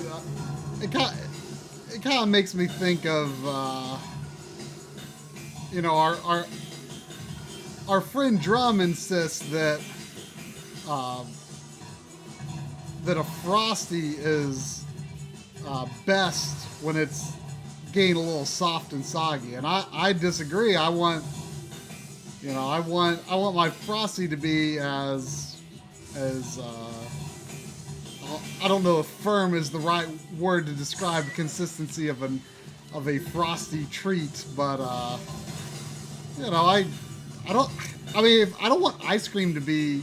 I want ice cream to be as little melting as possible. I mean, I guess I find myself preferring milkshakes in general these days. I almost always go for the milkshake when I go for ice cream.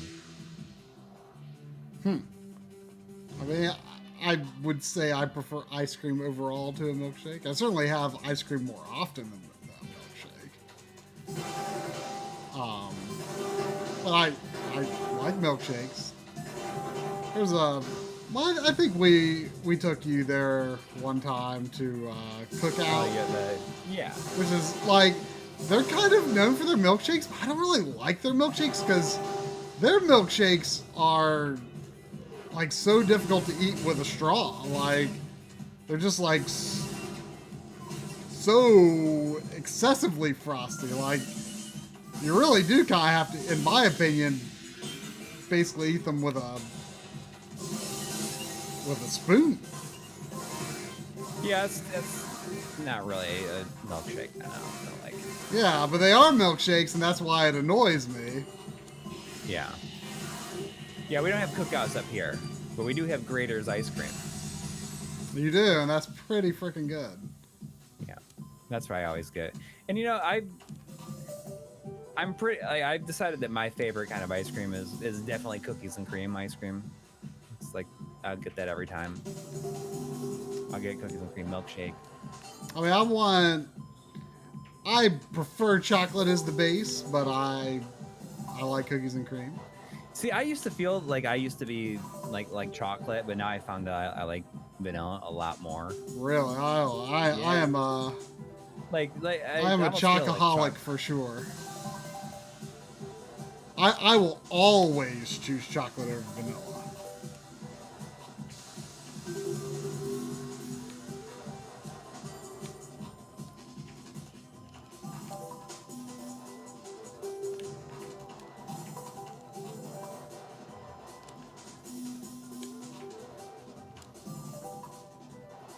Chocolate chip cookie dough is pretty good too. But I'm gonna have to say, like, cookies and cream. I'm all about the cookies and cream these days. I do like the chunks of cookie dough. Yeah. I would say I really prefer, good, I prefer cookie dough strawberry. over cookies and cream. Really good what? Really good strawberry that has like these big chocolate chunks in it. It's like a. They only have it at a certain time during the year. Sounds good.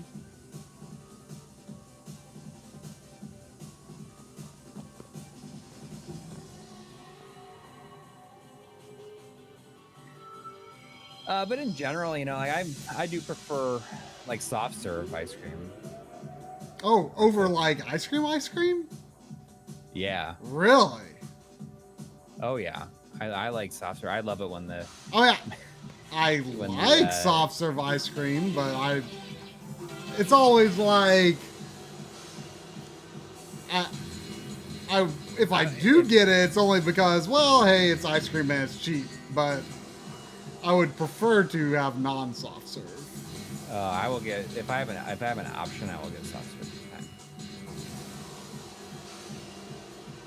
Yeah, soft serve course with milkshake wasn't available. Yep, that's true. I mean, but it's just how it is. With I like soft serve with rainbow sprinkles on it.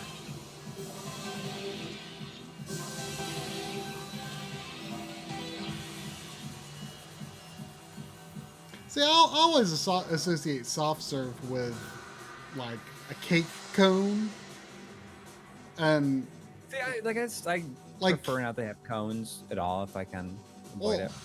I can't even. I mean, I can't even visualize eating soft serve ice cream without a cone. Yeah, well, I mean, I will get it and I will put it upside down in a cup. See, I eating ice cream, like bowl, cone, whatever, doesn't matter. But like soft serve ice cream, I cannot even visualize a situation where I would choose to not eat that in the cone. And like cake cones are like okay, but I would never pay for one. Like if you're going to get a cone, you may as well get a waffle cone. No, I'll get a regular cone before I get a waffle cone. Waffle cones it's too much. They're too big. Like,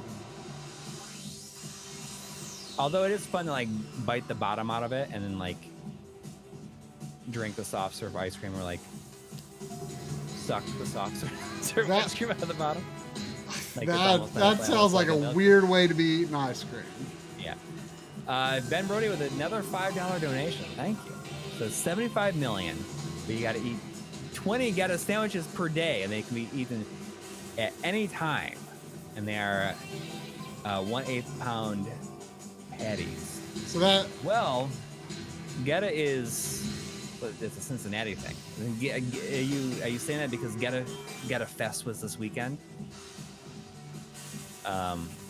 Really wanted to get a Ghetto quesadilla this weekend. But I mean, Getta's like pretty thin, right? no, it's like a grainy kind of sausage type stuff. It's very good. I mean, that's a lot. I mean, if you got to eat 20 of them per 20? day, That's a lot. Like maybe 5 a day. yeah. Well, I mean, yeah, 20 a day is a lot much. I feel like you might not live long enough to use that 75 million. I do live in Cincinnati. And Get a Fest was this weekend, and I'll tell you, like we got some Get on Friday, and there's another vendor down at Get a Fest that had these incredibly amazing cream puffs that I can't even explain to you like how good it was.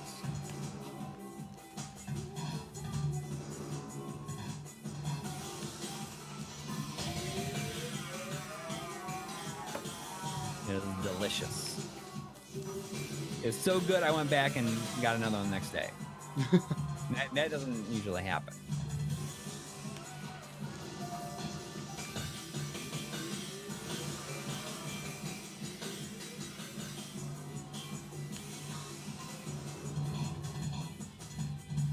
This wasn't like an ice cream puff. It was like I don't know. It was so good.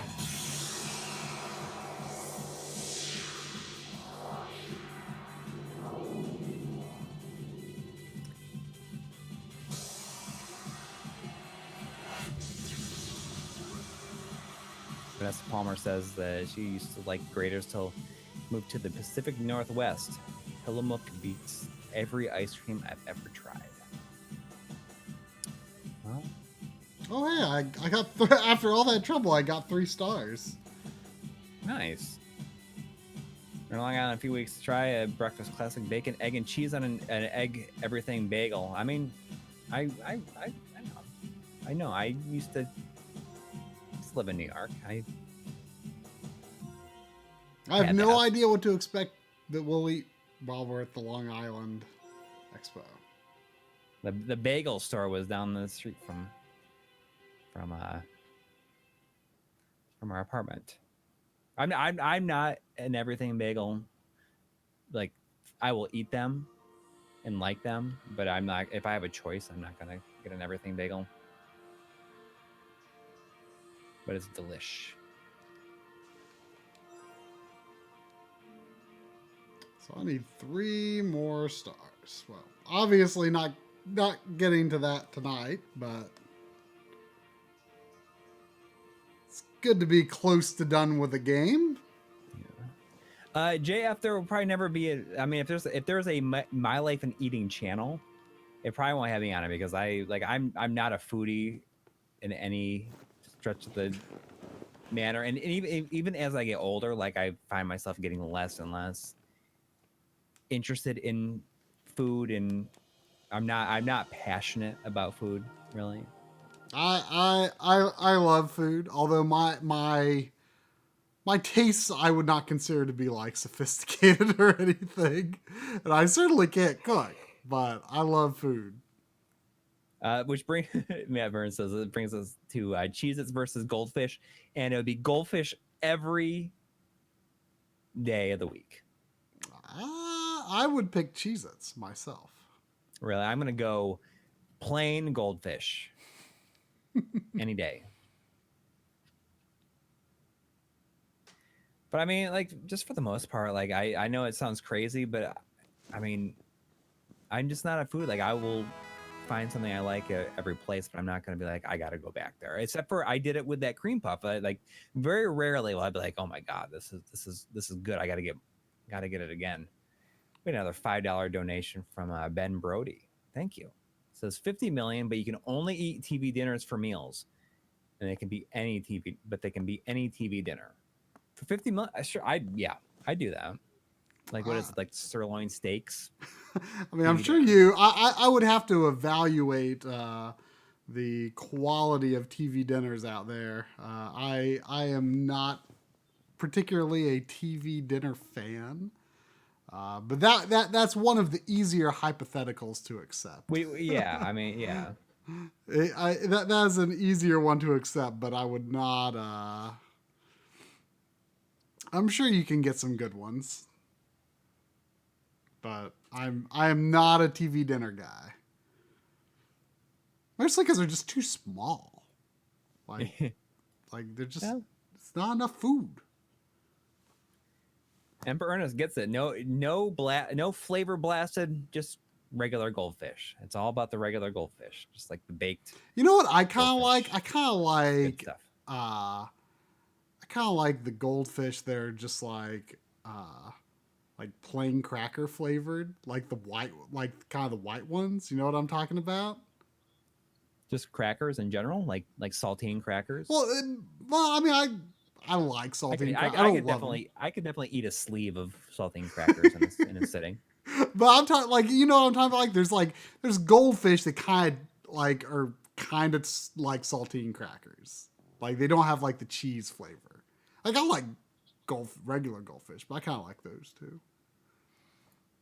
There was there used to be uh, a Food Lion store brand goldfish cracker equivalent, and they were penguin crackers, and they were shaped like penguins. And my mom was like obsessed with them. She like swore they were better than goldfish, and they don't sell them anymore.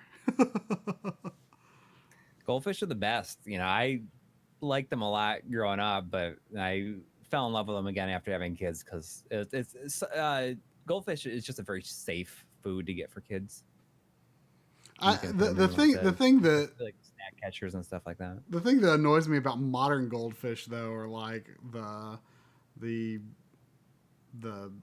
characters that they put on the bags, and there's like they have their names with the little registered trademark symbol next to them every single time, and it's like, oh, branding. Goldfish are the Nintendo of snacks. Huh? That's a good way to put it. I'm not sure exactly what all that is implying, but Kool-Aid or Hawaiian Punch? Man, I have not had either of those in a very long time. Yeah, I mean, I probably Hawaiian Punch. I mean, I can't say I'm very passionate about Kool-Aid. Yeah, I mean, just like in juice, like juice in general. Like I really don't drink like juice anymore. I mean, I don't really think of Kool-Aid's not juice. It's flavored water. Yeah, sugar water. Yeah. But I mean, yeah, Hawaiian Punch. Like I've not had Hawaiian Punch in a long time. I mean, the only juice I even have is like, because my kids drink it as apple juice. Kool-Aid is literally sugar. Yep. Or yeah, well, I mean, grape Kool-Aid. Yeah, I'd rather have like the purple stuff. Just purple stuff. Recently, my mom has been really into making pitchers full of like instead of just like one packet of like lemonade or something, she'll also throw in like cherry limeade like mix, and like mix two different types of drinks together into a pitcher. It's pretty good. It's usually better than either of those flavors by themselves. Capri Sun is okay. I used to be really into Sunny D years ago. Yeah, I mean, just like in general, I don't. The apple juice is the only juice that I don't even drink it very much. And yet you don't eat applesauce. Yeah, I don't. I mean, I like all kinds of apple stuff, but I don't like applesauce. I don't like iced tea. I don't either. I don't either, which is, I mean, that's a Southern staple. But I don't like tea anything.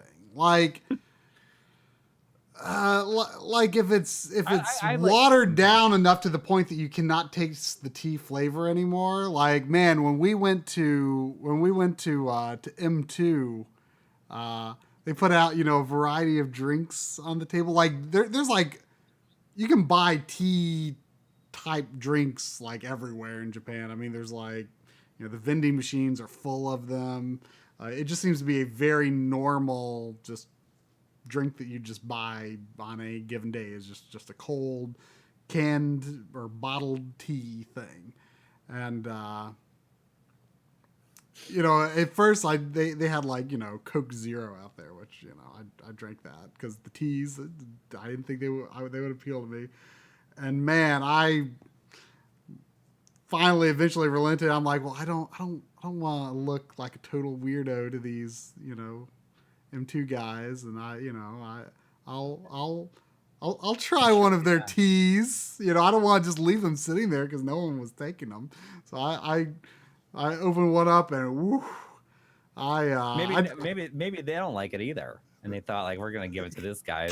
Like it was like we're gonna give him all the stuff we don't want. The closest thing I could think of to describe it was it tasted like drinking dirty water. It tasted like drinking like fish tank water. That's what it tasted like to me. I thought it was terrible. I mean, I like tea, like certain kinds of tea, but I don't like tea tasting tea. If that makes sense. Like, I mean, I just think it tastes like dirty water. Yeah, I can understand that. I am like dirty bath water. Yeah, I understand what you're talking about. I don't like the taste of tea. I really don't. Really don't. Yeah, I mean, what can you say? But yeah, that's I can drink just plain iced tea, but I don't like it. But sometimes like in the South, you're at some sort of banquet event or something, sometimes they just put iced tea on the table because that's what people drink. But so I'll drink it to not look like a total weirdo, but I don't like it. Yeah. I mean, I drink a lot of coffee. I mean, not a lot of coffee, but I mean, I definitely have like 2 cups in the morning. But I kind of switched over almost completely to drinking like just water with like the squirt flavor stuff in it. Like you can like squirt some, like it has like vitamin C. And I switched over. I was drinking like the Mio for a little while, but like the dyes in it are not very good for you. Although I do like it, like the dye is not very good for you. So I switched over something called it starts with like a I can't remember what they're called, but they're all natural. There's no like dyes in them or anything like that, and it's like 3 different ingredients and no calories or anything like that. I can't remember. It's like it starts with an S. It's like I don't remember, but there's no like fake coloring or anything in it. I see Metal Boozy Jupiter 64 said a bit ago that he just found this stream searching for us. Obviously he didn't know we do streams, and he says, is this just a discussion stream? No, it's not. You just missed me playing. I was playing Child of Eden normally our streams start at 9 Eastern. We usually come on and talk for 5 minutes or so, and then play a game for usually 2 hours, and then just kind of wind it down.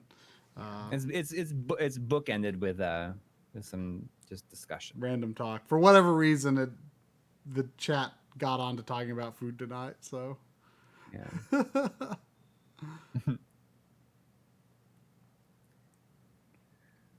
But yeah, is that going to do it for this week? Yeah, I think that'll do it for this week. All right, so we'll be back next Sunday. Obviously, Coury will be playing something, but we won't be back the next week because we'll be flying back from the Long Island Expo. So that's right. All right. Well, thanks for watching, and see you then. Thanks to everyone who donated and hung out tonight. Yep. Thank you. We'll see you soon. Later.